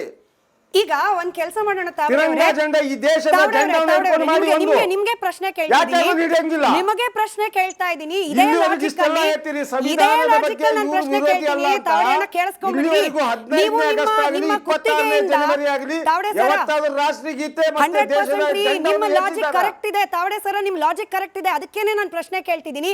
ನಿಮ್ಮ ಕೊರಳನ್ನ ಸುತ್ತಿಕೊಂಡು ಹೆಗಲ ಮೇಲಿಂದ ಇವ್ರು ಭುಜದವರೆಗೆ ಎಳೆದಿರುವ ದೇಶಭಕ್ತರಾಗಿದ್ರೆ ಕೇಳಿಸ್ಕೊಳ್ರಿ ತಾವಡೆ 15ನೇ ಸರ, ಬಹಳ ಆಗಸ್ಟ್ಗೆ ಮುಖ್ಯ ಇದೆ ಇದು ಮತ್ತು ಪ್ರಶ್ನೆ. 26ನೇ ಜನವರಿಗೆ ತಾವಡೆ ಸರ್ ನಿಮಗೆ ಪ್ರಶ್ನೆ ಕೇಳಿಸ್ಕೊಳ್ಳಿ. ಜೆಂಡಾ ಏರ್ಸಬೇಕಿತ್ತು ನಮ್ಮ ತಾವಡೆ ಸರ ದೇಶದ ನನ್ನ ಪ್ರಶ್ನೆ ಕೇಳಿಸ್ತಿದೆಯಲ್ಲ ನಿಮಗೆ? ಕೇಳಿಸ್ತಿದೆಯಲ್ಲ? ಹೇಳಿ. ನೀವೇ ಉತ್ತರ ಕೊಡಬೇಕಾಗಿರೋದು. ನೀವು ನಿಮ್ಮ ಕೊರಳನ್ನ ಕೇಳ್ತಾ ಇದೆ. ಸುತ್ತಿ ಭುಜದಿಂದ ಕೆಳಗಿಳಿಸ್ಕೊಂಡಿರುವ ಆ ಪವಿತ್ರವಾದ ನೀಲಿ ಬಣ್ಣದ ಶಾಲ್ ಇದೆಯಲ್ಲ, ಇದನ್ನ ಯಾಕೆ ಹಾಕಿದ್ದೀರಿ? ಹೌದು. ಹಾ? ಯಾಕೆ ಇದು ಹಾಕಿದ್ದೀರಿ ನಮ್ಮ ಅದನ್ನ? ಸಂಕೇತ. ಅಲ್ವಾ? RSS ನ ಸಂಕೇತ ಭಗವಧ್ವಜ ಅಷ್ಟೇ. ಇದು ನಮ್ಮ ದಲಿತರ ಸಂಕೇತವಾಗಿ ಇಟ್ಕೊಂಡ್ಬಿಟ್ಟು ನಾವು ಇದನ್ನು ನೀಲಿ ಜೆಂಡಾ ಹಾಕಿದ್ದೀವಿ. Exactly sir. ದಲಿತ ಸಂಘರ್ಷ ಸಮಿತಿಯ ಕ್ರಾಂತಿಯ ಪ್ರತೀಕವಾದ ಆ ನೀಲಿ ಶಾಲ್ಗೆ ಎಷ್ಟು ಮರ್ಯಾದೆ ಇದೆಯೋ RSS ಗೂ ಕೂಡ ಭಾಗವಧ್ವಜ ಅನ್ನೋದು ಅಷ್ಟೇ ಮರ್ಯಾದೆ. ಅದ್ಯಾಕ್ರಿ ನೀವು ಹಂಗಾದ್ರೆ ಆ ಲಾಜಿಕಲ್ ನೋಡೋದಾದ್ರೆ ನೀವ್ ಎಲ್ಲಿ ಹೋದ್ರು ಕೂಡ ಆ ತ್ರಿವರ್ಣ ಧ್ವಜಕ್ಕೆ ರೆಸ್ಪೆಕ್ಟ್ ಕೊಡ್ಬೇಕಾಗಿತ್ತು. ಸಂವಿಧಾನವನ್ನೇ ಕೈಯಲ್ಲಿ. ನಾನು ತಾವಡೆ ಅವ್ರನ್ನ ಪ್ರಶ್ನೆ ಕೇಳ್ತಿದ್ದೀನಿ ಸರ್. ನೀವು ಅವ್ರ ಪಕ್ಷದ ಅಲ್ಲಲ್ಲ, ನೀವು ಕಾಂಗ್ರೆಸ್ ಪಕ್ಷದ ವಕ್ತಾರರು ಮರಿತಿದ್ದೀರಿ ಸರ್. ಸತ್ಯ ಅವ್ರಿಗೆ ಸತ್ಯ ಮಾತಾಡಕ್ ಬರಲ್ವಾ? ತಾವಡೆ ಅವ್ರಿಗೆ ಸತ್ಯ ಮಾತಾಡಕ್ ಬರಲ್ವಾ ಸರ್? Let him speak. ಹೇಳಿ ಸರ್, ನಿಮ್ಮ ನೀಲಿ ಶಾಲಿಗೆ ನಾವು ಎಷ್ಟು ಗೌರವ ಕೊಡ್ತೀವೋ, ನಾವು ಈ ದೇಶದ ಪ್ರಜೆಗಳು, ಈ ರಾಜ್ಯದ ಪ್ರಜೆಗಳು ನೀಲಿ ಶಾಲಿಗೆ ಎಷ್ಟು ಮರ್ಯಾದೆಯನ್ನ ಕೊಡ್ತೀವಿ, ಗೌರವ ಕೊಡ್ತೀವಿ, ಅಷ್ಟೇ ಗೌರವವನ್ನ ಭಾಗವಧ್ವಜಕ್ಕೂ ಕೂಡ ಕೊಡ್ಲಿಕ್ಕೆ ಸಿದ್ಧರಾಗಿರೋ ಜನ ಇದ್ದಾರ್ರಿ. ಒಬ್ಜೆಕ್ಷನ್ ಯಾಕೆ ನೋಡಿ, ಈ ದೇಶದಲ್ಲಿ ಏನೇ ಪಥಸಂಚಲನೆ ಕಾರ್ಯಕ್ರಮ ಮಾಡಬೇಕಾದ್ರೆ ನೀವು ರಾಷ್ಟ್ರದ ನಾವು ಕಾಪಾಡುವ ಹಿತೈಷಿಗಳನ್ನುವಾಗ ರಾಷ್ಟ್ರಧ್ವಜ ಹಿಡ್ಕೊಂಡೇ ಮಾಡಬೇಕು. ನಿಮ್ಮದೇ ಆದಂಥ RSS ಈಗ 100 ವರ್ಷದ ನೀವು ವಿಜಯ ಉತ್ಸವ ಮಾಡ್ತಾ ಇದ್ದೀರಿ. ನಾವು ದೇಶವನ್ನು ಕಾಪಾಡಕ್ ಹೊಂಟಿದ್ದೀವಿ. ದೇಶ ಕಾಪಾಡೋರು ಗಾಂಧೀಜಿ ಕೊಲೆ ಮಾಡ್ತಾ ಇರಲಿಲ್ಲ. ಈಗ ಅದು ತಿಳ್ಕೊಳ್ಳಿ. ಭೀಮಾರ್ಮಿ ಕಾರ್ಯಕ್ರಮದಲ್ಲಿ ಯಾವೆಲ್ಲ ವಸ್ತುಗಳನ್ನ ಬಳಕೆ ಮಾಡಬೇಕು, ಯಾವ ರೀತಿಯಾದ ಕಾರ್ಯಕ್ರಮ ಇರಬೇಕು, ಯಾರು ಬರಬೇಕು ಅನ್ನೋದನ್ನ ಭೀಮಾರ್ಮಿಯವರು ಆ ಅಜೆಂಡಾನ ಫಿಕ್ಸ್ ಮಾಡ್ಕೊಳ್ತಾರೆ ಅಲ್ವಾ? RSS ನವ್ರು ಬಂದು ನಾಳೆ ದಿನ ಭೀಮಾರ್ಮಿಯವರು ಅಥವಾ ದಲಿತ ಸಂಘರ್ಷ ಸಮಿತಿಯವರು ನೀಲಿ ಶಾಲನ್ನು ಹಾಕೋದು ಬೇಡಪ್ಪ, ನಮಗದ್ರಿಂದ ಅಪಾಯ ಕಾಣುತ್ತೆ, ರಾಷ್ಟ್ರ ವಿರೋಧಿ ನೀತಿ ಕಾಣುತ್ತೆ ಅಂದ್ರೆ ಚೇಂಜ್ ಮಾಡ್ಲಿಕ್ಕೆ ಆಗತ್ತೇನ್ರಿ? ಆ ನೀಲಿ ಶಾಲಿಗಿರುವ ಮರ್ಯಾದೆ ಅದಕ್ಕೆ ಎಲ್ಲರೂ ಮರ್ಯಾದೆ ಕೊಡ್ಬೇಕಲ್ವಾ? ಇವ್ರು ಕೊಡಲ್ಲ ಅನ್ನೋದು ನಾವು ಹೇಳ್ತಾರೆ ಬಿಡಿ. ಈಗ ಹೇಳ್ತೀನಿ, ನಾವು ಕೂಡ ಪಥಸಂಚಲನೆ ಮಾಡ್ತೀನಿ ಅನ್ನುವಾಗ ಈಗ ಸರ್ಕಾರ ನಮ್ಮನ್ನ ಸಂಘದ ರಿಜಿಸ್ಟ್ರೇಷನ್ ಕಾಪಿಯನ್ನು ಕೇಳ್ತು. ನಮ್ ಜೊತೆಯಲ್ಲಿ ಗುಂಡಪ್ಪ ಸರ್ ನನ್ನ ಧ್ವನಿ ತಲುಪ್ತಾ ಇದ್ರೆ, ಗುಂಡಪ್ಪ ಸರಿಗೆ ನನ್ನ ಧ್ವನಿ ತಲುಪ್ತಾ ಇದ್ರೆ, ಇವತ್ತು ನಡೆದ ಸಭೆಯಲ್ಲಿ ಸಭೆ ಪ್ರಾರಂಭ ಆಗ್ಲಿಕ್ಕೆ ಮುಂಚೆನೆ ಗಲಾಟೆ ಆಯ್ತು ಸರ್. ಯಾಕೆ ಗಲಾಟೆ ಆಯ್ತು? ಗಲಾಟೆ ಯಾಕಾಯ್ತು ಅಂತಂದ್ರೆ, ನಾವು ಜೈ ಭೀಮ್ ಸೇನೆಯ ರಾಜ್ಯ ಸಂಚಾಲಕರಾಗಿದ್ದು, ನಾವು ನಿನ್ನೆ ಜಿಲ್ಲಾಧಿಕಾರಿಗಳಿಗೆ ನಾವು ಕೂಡ 2ನೇ ತಾರೀಕು ಚಿತ್ತಾಪುರ ಪಟ್ಟಣದಲ್ಲಿ ಕೂಡ ನಾವು ಏನಪ್ಪಾ ಅಂತಂದ್ರ ಒಂದು ರ್ಯಾಲಿ ಮಾಡ್ತೀವಿ ನಮ್ಮ ಸಮಿತಿ ವತಿಯಿಂದ ಅಂತೇಳಿ ಜಿಲ್ಲಾಧಿಕಾರಿಗಳಿಗೆ ಮನವಿ ಪತ್ರ ಕೊಟ್ಟಿವಿ. ಕೊಟ್ಟ ಮ್ಯಾಗ ಈಗಾಗಲೇ ಎಲ್ಲಾ ಸಂಘಟನೆಗಳಿಗೆ ಏನಪ್ಪಾ ಅಂದ್ರೆ ನೋಟಿಸ್ ಕೊಟ್ಟರು. ಇವತ್ತು 28ನೇ ತಾರೀಕಿಗೆ ಶಾಂತಿ ಸಭೆಯನ್ನು ಕರೆದ್ರು. ಅದಕ್ಕೆ ನಾವು ಕೂಡ ಏನಪ್ಪಾ ಜಿಲ್ಲಾಧಿಕಾರಿಗಳ ಕಚೇರಿಗೆ ಹೋದಿವ್ರಿ. ಹೋದ್ಮ್ಯಾಗ ಅಲ್ಲಿ ನಮ್ಮ ಲಿಸ್ಟ್ನಾಗ ಹೆಸರು ಇರ್ಲಿಲ್ಲ. ಅದಕ್ಕೆ ನಾವು ನಯ ವಿನಯದಿಂದ ಅಲ್ಲಿ ಇರ್ತಕ್ಕಂಥ ಕೆಲವ್ರಿಗೆ ಏನದ ಹೆಸರಿದ್ದವ್ರಿಗೆ ಒಳಗೆ ಬಿಡ್ಲಿಕ್ಕಿದ್ರು ಜಿಲ್ಲಾಧಿಕಾರಿ ಕಚೇರಿಯಲ್ಲಿ. ಅವಾಗ ನಾವು ಹೋಗಿ ಕೇಳ್ದೆವು, ಇಲ್ಲ ನಿಮ್ಮ ಹೆಸರಿಲ್ಲ ಅಂತ ಹೇಳಂತಂದ್ರು. ಹೆಸರಿಲ್ಲ ಅಂದ್ರೆ ನಾವು ಒಂದು ಸಂಘಟನೆದವ್ರು ಇದ್ದೀವಿ, ಅದಕ್ಕೆ ನಾವು ಮನವಿ ಪತ್ರ ಕೊಟ್ಟಿವಿ, ನಮ್ಮ ಹೆಸರು ಹೆಂಗಿಲ್ಲ, ನಾವು ಏನದ ಸಭೆದಾಗ ಹೋಗಿ ನಮ್ಮ ಅನಿಸಿಕೆಗಳನ್ನು. ಬಟ್ ಆಚೆ ಕಡೆ ಬಿಜೆಪಿಗರ ವ್ಯಾಖ್ಯಾನ ಏನು ಅಂತಂದ್ರೆ, ಬೇಕು ಅಂತ ಶಾಂತಿ ಸಭೆಯನ್ನ ಅಶಾಂತಿಗೊಳಿಸಲಿಕ್ಕೆ ಕೆಲ ಗೂಂಡಾಗಳನ್ನ ಬಿಡಲಾಗಿದೆ. ಗಲಾಟೆ ಅದಕ್ಕಾಗಿಲ್ಲ, ಗುಂಡಪ್ಪ ಗಲಾಟೆ ಆಗಿರೋದು RSS ಅಲ್ಲಿ ಕೂಡ ನಮ್ಮ ನಿಮ್ಮ RSS ಇದರಲ್ಲಿ ಇವಾಗ ಗುಂಡಪ್ಪರು ಯಾಕೆ ಗಲಾಟೆ ಮಾಡಿದ್ರು ಅನ್ನೋದನ್ನ ಅವ್ರು ಉತ್ತರ ಕೊಡ್ಬೇಕು, ನೀವಲ್ಲ. ತಾವಡೆ ಸರ ಗುಂಡಪ್ಪ ಸರ್ ಮಾತನಾಡ್ತಿದ್ದಾರೆ, ಕೇಳಿಸ್ಕೊಳ್ರಿ ಅಲ್ಲ. ಗಲಾಟೆ ಮಾಡಿಲ್ಲ. ಕೇಳಿಸ್ಕೊಳ್ಳಿ ವಕ್ತಾರೇನಲ್ಲಿ ಬಂದಿದ್ರು 3 ಜನ ಕೇಳಿಸ್ಕೊಳ್ರಿ. ಹಂಗಾರೆ ಗುಂಡಪ್ಪ ಅವ್ರು ಸುಳ್ಳು ಹೇಳ್ತಿದಾರ ಇವಾಗ? ಅವರಿಂದ ಗಲಾಟೆ ಆಗಿದ್ದಲ್ಲಿ ಅಲ್ಲ, ಗುಂಡಪ್ಪ ಅವ್ರು ಸುಳ್ಳು ಹೇಳ್ತಿದಾರಾ? ಗುಂಡಪ್ಪ ಅವ್ರ ಗಲಾಟೆ ಅದು ಬೇರೆ ಇರ್ಬೋದು. ಈ ಗಲಾಟೆಗೂ ಸಂಬಂಧ ಇಲ್ಲ. ನಿಮ್ಮ RSS ಅಲ್ಲಿ ನಮ್ಮ ದಲಿತ ಲೀಡರ್ನ ಮುಂದೆ ಮಾಡಿ ದಲಿತ ಲೀಡರ್ನ ಮುಂದೆ ಮಾಡಿ ಮಾತಾಡಕತ್ತಿದ್ರಲ್ಲ, ಅದಕ್ಕೆ ಗಲಾಟೆ ಆಗಿದೆ. ಗುಂಡಪ್ಪ ಅವ್ರ ವಾಯ್ಸ್ ಗುಂಡಪ್ಪ ಅವ್ರು ಹೇಳ್ತಿದ್ದಾರೆ. ಗುಂಡಪ್ಪ ಅವರೇ, ನೀವ್ ಹೇಳಿದ್ರಿ ನಮ್ಮ ಸಂಘಟನೆ ಹೆಸರು ಇರ್ಲಿಲ್ಲ, ನಮ್ಗೆ ಅವಕಾಶ ಸಿಗ್ಲಿಲ್ಲ, ಹಾಗಾಗಿ ನಾವು ಒಬ್ಜೆಕ್ಟ್ ಮಾಡಿದ್ವಿ ಅಂತ. ಆದರೆ ಬಿಜೆಪಿಗರ ವ್ಯಾಖ್ಯಾನ ಏನು ಅಂತಂದ್ರೆ, ಬೇಕು ಅಂತ ಗಲಾಟೆಯನ್ನ ಸೃಷ್ಟಿ ಮಾಡ್ಲಿಕ್ಕೆ ಪ್ರಿಯಾಂಕ್ ಖರ್ಗೆ ಅವರ ಕಡೆಯಿಂದ ಬಂದ ಗೂಂಡಾಗಳು ಇವರೆಲ್ಲ ಅಂತ ಅಂದ್ಬಿಟ್ರು, ನಿಮ್ನೂ ಸೇರಿಸ್ಕೊಂಡಂತೆ ಎಲ್ಲಾರನು. ಯಾರು ಬಿಜೆಪಿ ಹತ್ರ ಹೇಳಿದ್ದು? ಇಲ್ಲ ಶ್ರೀ ವತ್ಸ ಸುಮ್ಮನೆ ಕುಂತವ್ರೆ. ನಾವ್ ಯಾರು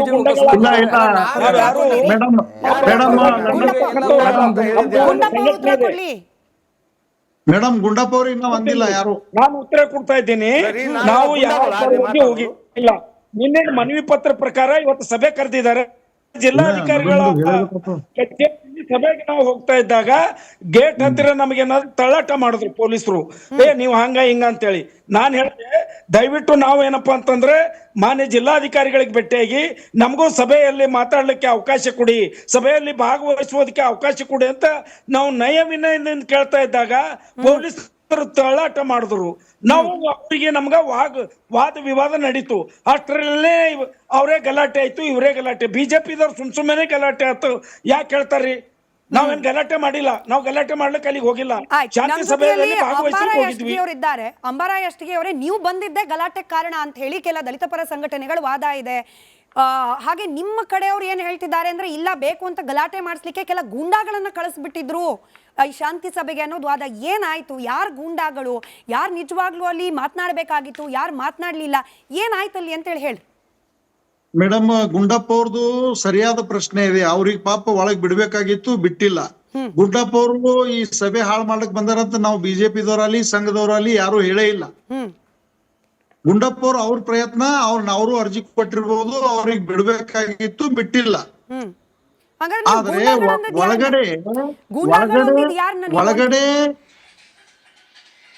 ಒಳಗಡೆ ಪೂರ್ತಿ ಸಭೆ ಶಾಂತಿಯುತವಾಗಿಯೇ ಮುಗೀತು. ಕೊನೆ ಹಂತದಲ್ಲಿ ಕೆಲವರು ಇಲ್ಲ, ನೀವು ಸಂಘದವರು ಪಥಸಂಚಲನ ಮಾಡ್ಬೇಕಾದ್ರೆ ನೀವು ಲಾಠಿಯನ್ನ ಬಿಡ್ಬೇಕು, ಭಗವಾ ಧ್ವಜವನ್ನ ಬಿಡ್ಬೇಕು ಅಂತ ಹೇಳಿ ಪ್ರಶ್ನೆ ಮಾಡಿದ್ರು. ಅದು ಜಿಲ್ಲಾಧಿಕಾರಿಗಳಿಗೆ ಹೇಳೋದ್ ಬಿಟ್ಟು ಸಂಘದವ್ರಿಗೆ ಹೇಳಕ್ ಪ್ರಯತ್ನ ಮಾಡಿದ್ರು ನಮಗ. ಅವಾಗ ನಾನ್ ಹೇಳ್ದೆ, ನೋಡಿ ಅವ್ರದೇ ಸಂಘಟನೆಗಳಿಗೆ ಅವ್ರದೇ ಸಿದ್ಧಾಂತ, ಅವ್ರದೇ ಸಿಂಬಲ, ಅವ್ರದೇ ಧ್ವಜ ಇರುತ್ತೆ. ಈಗ ದಲಿತ ಸಂಘರ್ಷ ಸಮಿತಿ ಧ್ವಜ ನೀಲಿ ಧ್ವಜ, ಪೊರಕೆ, ಪಿಕಾಸಿ ಧ್ವಜ ಇದೆ ಅವ್ರಿಗೆ. ಯಾವಾಗ ಮೆರವಣಿಗೆ ಮಾಡಿದ್ರು ಅವ್ರು ಅದೇ ಧ್ವಜ ಹಿಡಿದೇ ಮೆರವಣಿಗೆ ಮಾಡ್ತಾರ. 15th ಆಗಸ್ಟ್ ರಿಪಬ್ಲಿಕ್ ಡೇ ದಿನ ಮಾತ್ರ ರಾಷ್ಟ್ರ ಧ್ವಜಕ್ಕೆ ಎಲ್ರು ಗೌರವ ಕೊಡ್ತಕ್ಕಂಥದ್ದು. ಸರ್, ನೀವು ನಿಜ ಹೇಳ್ತಿದ್ದೀರಾ ಸರ್? ಅವ್ರು ನೋಡಿದ್ರೆ ಯಾವಾಗ್ಲೂ ಕೂಡ ರಾಷ್ಟ್ರ ಧ್ವಜನೇ ಹಿಡಿಬೇಕು ಅಂತಾರೆ. ನೀವು ನೋಡಿದ್ರೆ ಅವರೇ ರಾಷ್ಟ್ರ ಧ್ವಜ ಹಿಡಿಯಲ್ಲ, ನೀಲಿ ಧ್ವಜ ಹಿಡಿತಾರೆ ಅಂತಿದ್ದೀರಿ.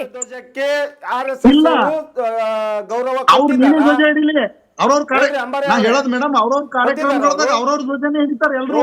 ನೀವು ಹೇಳಿದ್ರಿ 15ನೇ ಆಗಸ್ಟಿಗೆ ರಾಷ್ಟ್ರೀಯ ಧ್ವಜಕ್ಕೆ ಇದನ್ನೇ ಕೊಡ್ತಾರಂತ ಹೇಳಿದಾರಲ್ಲ, ಅವ್ರೇನ್ ಕೊಟ್ಟಿದಾರ? ಜೆಂಡಾ ಏರ್ಸಿದಾರ RSS ಆಫೀಸ್ ಅಲ್ಲಿ?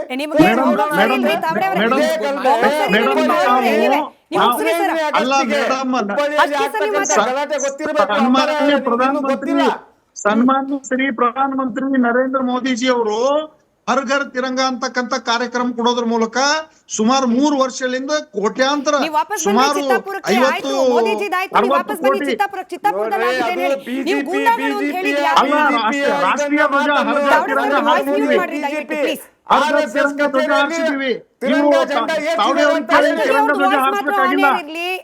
ಅಷ್ಟಕ್ಕೆ ಅವ್ರದ್ದು ವಾಯ್ಸ್ ಮಾತ್ರ ಇರ್ಲಿ.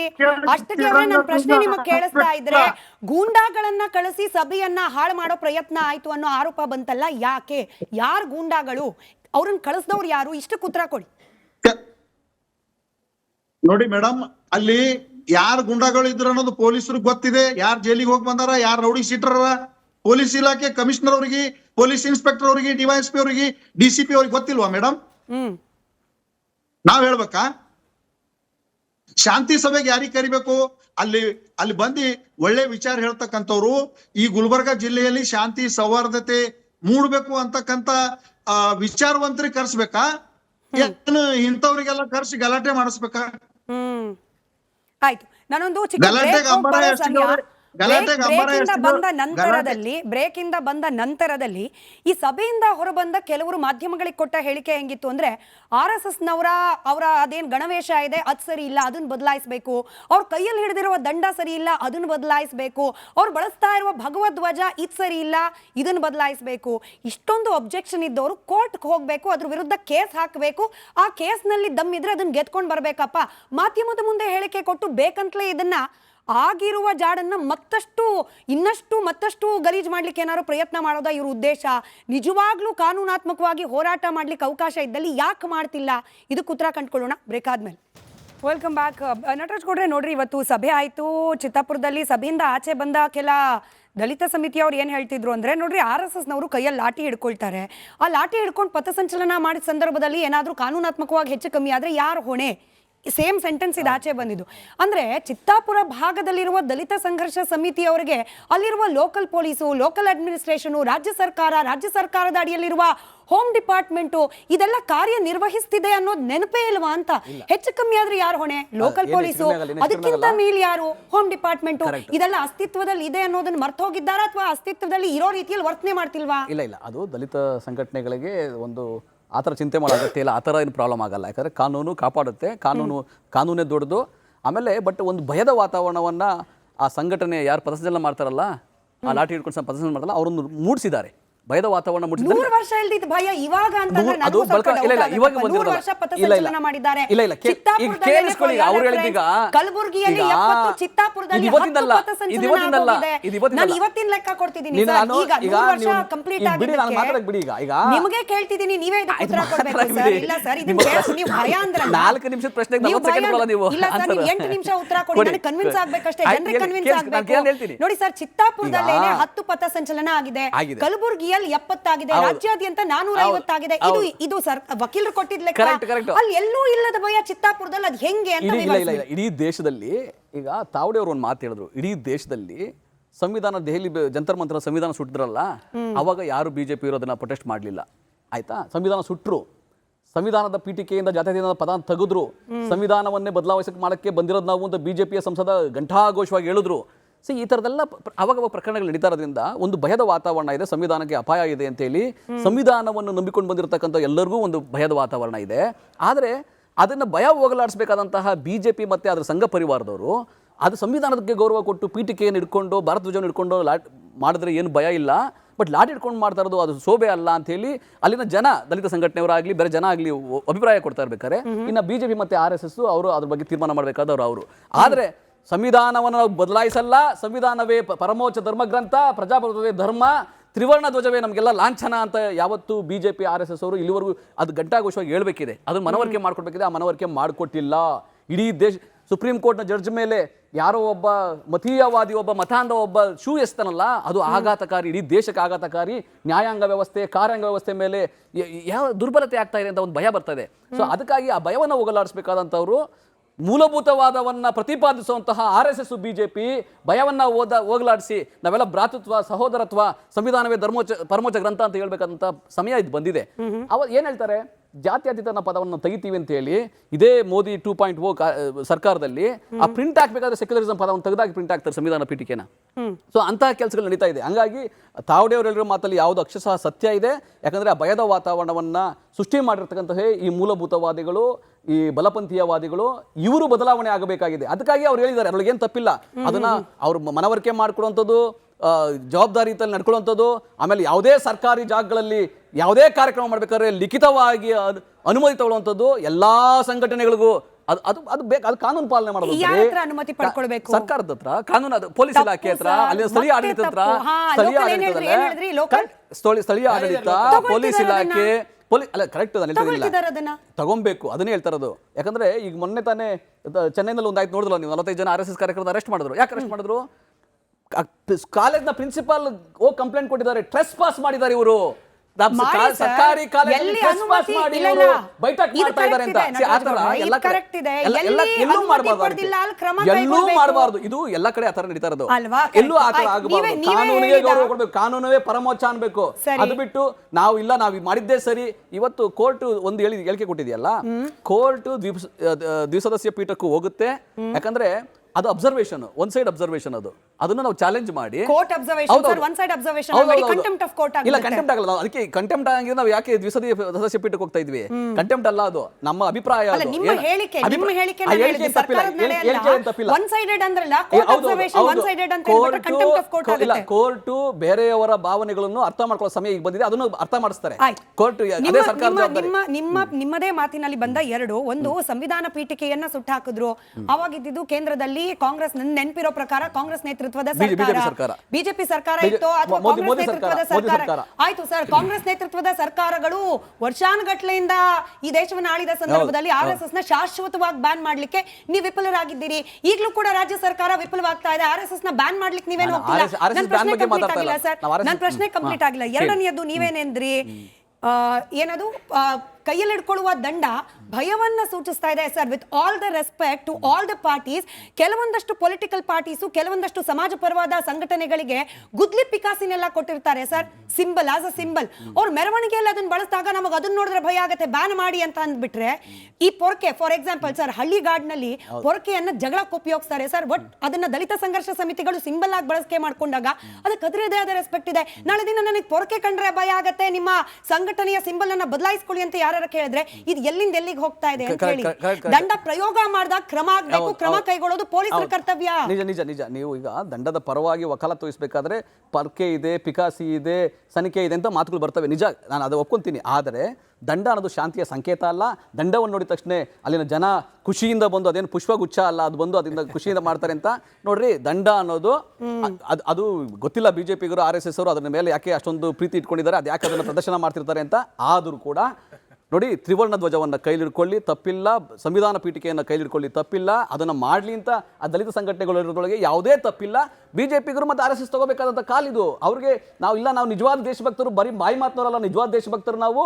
ಸಂವಿಧಾನವೇ ಪರಮೋಚ್ಚ ಗ್ರಂಥ ಅಂತ ಹೇಳಕ್ಕೆ ಒಂದು ಅವಕಾಶ ಈ ದೇಶದಲ್ಲಿ. ಮೋಹನ್ ಭಾಗವತ್ ಆಗಿ ಎಲ್ಲರೂ ತಲೆ ಮೇತ್ಕೊಂಡು ಬಿಜೆಪಿ ಶಾಸಕರೇ ಇದ್ದಾರೆ, ಆಯ್ತಪ್ಪ. ಉತ್ಕರ್ಷ್ ಅವರು ವಕ್ತಾರರು, ಅವ್ರು ಹೇಳಿದ್ರೆ ನಿಮಗೆ ಸಮಾಧಾನ ಆಗ್ಲಾರ್ದೇನೋ.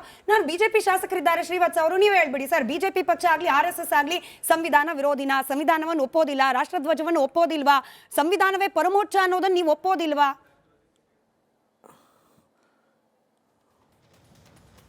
ಅಲ್ಲ, ನಟರಾಜ್ ಅವ್ರ ಗೌಡ್ರು ಮಾತಾಡ್ತಿರೋದನ್ನು ಕೇಳಿ ಆಶ್ಚರ್ಯ ಆಯಿತು.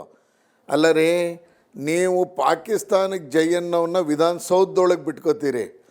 ಅದನ್ನು ಪ್ರೂಫ್ ಕೊಟ್ಟರೆ ಅದನ್ನು ಇಲ್ಲ ಅಂತ ವಾದ ಮಾಡಿ FSLಗೆ ರಿಪೋರ್ಟ್ ಕೊಟ್ಟಂತ ನೀವು ಮಾತಾಡ್ತೀರಿ. ಇವತ್ತು ಬಿಜೆಪಿ ಲಾಲ್ ಚೌಕದಲ್ಲಿ ಯಾವನ್ರಿ ಉಗ್ರಗಾಮಿಗಳು ಲಾಲ್ ಚೌಕದಲ್ಲಿ ತಾಕತ್ತಿದ್ರೆ, ಒಂದು ನಿಮಿಷ ಕೇಳಿ, ನೀವು ಹೇಳಿದ್ದೆಲ್ಲ ಫುಲ್ ಕೇಳಿಸ್ಕೊಂಡಿದ್ದೀನಿ. ನೀವು ಅಲ್ಲಿ ಕೂತ್ಕೊಂಡು ಲಾಲ್ ಚೌಕದಲ್ಲಿ ಇದನ್ನು ರಾಷ್ಟ್ರಧ್ವಜ ಹಾರಿಸಿದಾಗ ಹೋಗಿ ಹಾರಿಸಿದ್ದವರು BJP-ಅವರೇ. ನೀವೇ ನಿಮ್ಮಿಂದ ನಾವೇನು ಕಲಿಬೇಕಾಗಿಲ್ಲ. ಆದರೆ ಇವತ್ತು ಸಮಾಜವನ್ನು ಹೊಡಿತಾ ಇರೋದು ಯಾರು? 100 ವರ್ಷ ಆದಮೇಲೆ ನಿಮಗೆ ಜ್ಞಾನ ಬಂತಾ ಇವತ್ತು RSS ತೊಂದರೆ ಮಾಡ್ತಿದೆ ಅಂತ? ನಿಮಗೆ ಯಾಕ್ರಿ ಲಾಠಿ ಮೇಲೆ ಲಾಠಿ? ಏನು ಯೂನಿಫಾರ್ಮ್ ನಮ್ಮದು RSS-ನ ಡ್ರೆಸ್ ಕೋಡಿನ ಭಾಗವೇನ್ರಿ ಅದು? ಅದೊಂದು ಎಕ್ಸೈಸ್ ಮಾಡುವಂಥ ಒಂದು ಐಟಮ್. ಅದು ಎಕ್ಸೈಸಿಗೆ ಬೇಕು. ಮಿಕ್ಕಿದ ಊರಲ್ಲೆಲ್ಲ ದೊಣ್ಣೆ ಹಿಡ್ಕೋತಾರಲ್ಲ, ಕೇರಳದಲ್ಲಿ ಕತ್ತಿ ಹಿಡ್ಕೊಂಡು ವರ್ಷ ಮಾಡ್ತಾರಲ್ಲ, ಅಲ್ಲಿ ಮಾತಾಡ್ತೀರ ನೀವು? ಅಲ್ಲಿ ನೀವು ವೈನಾಡಲ್ಲಿ ಮಾತಾಡೋಕ್ಕಾಗತ್ತೇನ್ರಿ ನೀವು? ಇವತ್ತು ನಮ್ಮ ಬಗ್ಗೆ ಮಾತಾಡ್ತೀರ ನೀವು? ನಮ್ಮದು RSS-ನ ಡ್ರೆಸ್ ಕೋಡಲ್ಲಿ ದಂಡ ಡ್ರೆಸ್ ಕೋಡಿನ ಭಾಗ ಅಲ್ಲ. ಆದರೆ ನಾವು ಅದನ್ನು ಎಕ್ಸಸೈಸ್ ಆಗಿ ಇಟ್ಕೊಂಡಿದ್ದೀವಿ. ಎಕ್ಸಸೈಜಿಗೆ ಒಂದು ಮೆಟೀರಿಯಲ್ ಬೇಕು, ಇಟ್ಕೊಂಡಿದ್ದೀವಿ. ನಿಮಗೆಲ್ಲಾದರೂ ಯಾವುದಾದ್ರು ಸರ್ಕಾರಿ ಜಾಗದಲ್ಲಿ, ಶಾಲೆ ಜಾಗದಲ್ಲಿ ನಾವೇನಾದರೂ ತಪ್ಪು ಮಾಡಿದ್ದೀವಿ ಅನ್ನೋದು ನಿಮಗೆಲ್ಲರೂ ಗೊತ್ತಾಗಿದೆಯಾ? ಅಂಥ ಇಂದಿರಾ ಗಾಂಧಿಯವರ ಕಾಲದಲ್ಲಿ ಅವತ್ತಿನ RSS-ನ 2ನೇ ಸರಸಂಘ ಚಾಲಕರು, RSS-ನ ಚೀಫ್ ಅವರು ನಿಧನರಾದಾಗ ಪಾರ್ಲಿಮೆಂಟಲ್ಲಿ ಶ್ರದ್ಧಾಂಜಲಿಯನ್ನು ಮಾಡಿಸಿದಂಥ, ರೆಸೊಲ್ಯೂಷನ್ ಮಾಡಿಸಿದಂಥ ಇಂದಿರಾ ಗಾಂಧಿಯವ್ರಿ. ನೀವು ಆ ಪಾರ್ಟಿಯವರು, ನೀವು ಅದನ್ನು ಹಿನ್ನೆಲೆ ತಿಳ್ಕೊಂಡು ಮಾತಾಡಬೇಕು. ಇವತ್ತು ಕೂತ್ಕೊಂಡು ಏನೇನೋ ಮಾತಾಡ್ತಿದ್ದೀವಿ ಅಂದರೆ ಹೇಗಾಗುತ್ತೆ? ಏನು RSS ನಾವೇನೋ ಇದನ್ನೇ ಕಾಂಗ್ರೆಸ್ ಮಾಡ್ತಾ ಇರೋದು. ಸಮಾಜದ ನಡುವೆ ಒಡೆದಾಳುವಂತ ನೀತಿಯನ್ನು ಮಾಡ್ತಾ ಇರೋದು. ಬಗ್ಗೆ ಧ್ವನಿ ಯಾವತ್ತಾರು ಎತ್ತಿದ್ರೆ ಯಾವತ್ತಾರು ಸಂವಿಧಾನವನ್ನ ಮಾತಾಡಿದ್ರೆ ಹೆಚ್ಚು ತಿದ್ದುಪಡಿ ಸಂವಿಧಾನ ಮಾಡ್ಕೊಳ್ಳಿ ಬದಲಾವಣೆ ಆಮೇಲೆ ಮಾಡಲಿಕ್ಕೆ ಬಂದಿರೋ ನಾನು ಬ್ರೇಕ್ ಹೋಗ್ಬೇಕು. ಬ್ರೇಕ್ ಹೋಗ್ಬೇಕು. ಬ್ರೇಕಿಂದ ಬಂದ ನಂತರದಲ್ಲಿ ಕೋರ್ಟ್ನ ಅಬ್ಸರ್ವೇಷನ್ ಉತ್ಕರ್ಷ್ ಅವರು ಉತ್ತರ ಕೊಡ್ಲಿ. ಕೋರ್ಟ್ನ ಅಬ್ಸರ್ವೇಷನ್ ಸರ್ಕಾರದ ಆದೇಶ ಜನಸಾಮಾನ್ಯರ ಸಾರ್ವಜನಿಕರ ಹಕ್ಕನ್ನ ಕಿತ್ಕೊಳ್ಳೋ ಉದ್ದೇಶದ ರೀತಿಯಲ್ಲಿ ಕಂಡು ಬರ್ತಾ ಇದೆ. ಇದು ಕೋರ್ಟ್ನ ಅಬ್ಸರ್ವೇಷನ್. ಇದ್ರ ಬಗ್ಗೆ ಉತ್ಕರ್ಷ್ ಅವರು ಉತ್ತರ ಕೊಡ್ಲಿ. ಅದಾದ್ಮೇಲೆ ತಾವಡೆ ಅವರೇ ನೀವು ಹೇಳ್ತಾ ಇದ್ರಿ ಸಂವಿಧಾನ ಅಂತ ಹೇಳಿ.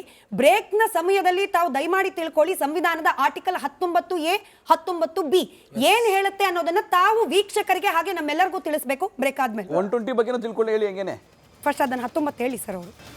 ವೆಲ್ಕಮ್ ಬ್ಯಾಕ್ ಉತ್ಕರ್ಷ್ ಅವರೇ. ಇವತ್ತು ಕೋರ್ಟ್ನ ಅಬ್ಸರ್ವೇಷನ್ ನೋಡಿ, ಸರ್ಕಾರದ ಉದ್ದೇಶ ನೋಡ್ತಾ ಇದ್ರೆ ಬೇರೆ ಏನೋ ಅಚೀವ್ ಮಾಡಲಿಕ್ಕೆ ಪ್ರಯತ್ನ ಮಾಡ್ತಾ ಇರೋ ರೀತಿಯಲ್ಲಿದೆ. ಹೇಳಿದ್ಯಾರು? ಜಸ್ಟಿಸ್ ನಾಗಪ್ರಸನ್ನ ಅವರು.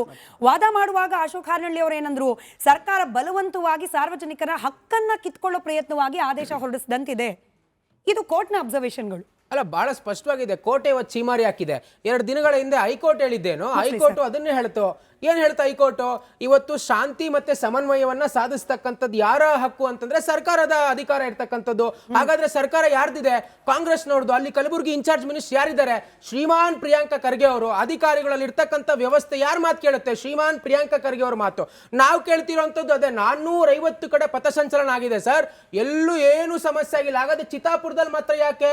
ಈಗ ನಾವು ಪ್ರಶ್ನೆ ಮಾಡ್ತಿದ್ವಿ ಪ್ರಿಯಾಂಕ ಖರ್ಗೆ ಅವ್ರಿಗೆ ಏನು ಅಂತಂದ್ರೆ, ಮೊನ್ನೆ ಇತ್ತೀಚೆಗೆ ಪೊಲೀಸ್ ಸ್ಟೇಷನ್ ಸುಟ್ಟಂತ ಗೂಂಡಾಗಳ ಮೇಲೆ ಇದ್ದಂತ ಕಾಯ್ದೆಯನ್ನು ವಾಪಸ್ ತಗೊಂಡ್ರಲ್ಲ ಪ್ರಿಯಾಂಕ್ ಖರ್ಗೆ ಅವರು. ಹಾಗಾದ್ರೆ ಅದು ಸಮಸ್ಯೆ ಕಾಣಿಸ್ತಾ ಇಲ್ವಾ? ಕೇಳಿಸ್ಕೊಳ್ರಿ, ನೀವು ಕೇಳಿಸ್ಕೋಬೇಕು. ಸುಪ್ರೀಂ ಕೋರ್ಟ್ ಆರ್ಡರ್ ಇದ್ರು ಕೂಡ ಇವತ್ತು ಮಸೀದಿಗಳ ಮೇಲೆ ಇರ್ತಕ್ಕಂಥ ಧ್ವನಿವರ್ಧಕಗಳನ್ನ ತಡೆಯಲಿಕ್ಕೆ ಆಗ್ತಾ ಇಲ್ಲ. ಅದ್ರ ಬಗ್ಗೆ ನಾವು ಪ್ರಶ್ನೆ ಮಾಡಬಾರ್ದ? ಸೊ ಹಾಗಾಗಿ ಬಹಳ ಸ್ಪಷ್ಟವಾಗಿ ಇಲ್ಲಿ ಕಾಣಿಸ್ತಕ್ಕಂಥದ್ದು ಏನು ಅಂತಂದ್ರೆ, ದ್ವೇಷದ ರಾಜಕೀಯವನ್ನ ಮಾಡ್ತಕ್ಕಂಥದ್ದು ಬಿಡಿರಿ. ಮಾತೆತ್ತಿದ್ರೆ ಸಮಾನತೆ, ಸಂವಿಧಾನದ ಬಗ್ಗೆ ಮಾತಾಡ್ತಿರಲ್ರಿ. ಬಾಬಾ ಸಾಹೇಬ್ ಅಂಬೇಡ್ಕರ್ 1955ರಲ್ಲಿ ಹೇಳಿದ್ರು, ಯಾವತ್ತು ಕಾಂಗ್ರೆಸ್ ಸಾಯುತ್ತೆ ಅವತ್ತು ಪ್ರಜಾಪ್ರಭುತ್ವ ಉದಯಿಸುತ್ತೆ ಅಂತ. ತಿಳ್ಕೊಂಡಿದ್ದೀರೇನ್ರಿ? ತಪ್ಪು ಮಾಹಿತಿಗಳನ್ನು ಕೊಟ್ಟು ಅಂಬೇಡ್ಕರನ್ನ ಸೋಲಿಸಿದ್ದು, ಅಪಮಾನ ಮಾಡ್ತಿರೋದು ನೀವು ರೀ. ಸಂವಿಧಾನದ ಬಗ್ಗೆ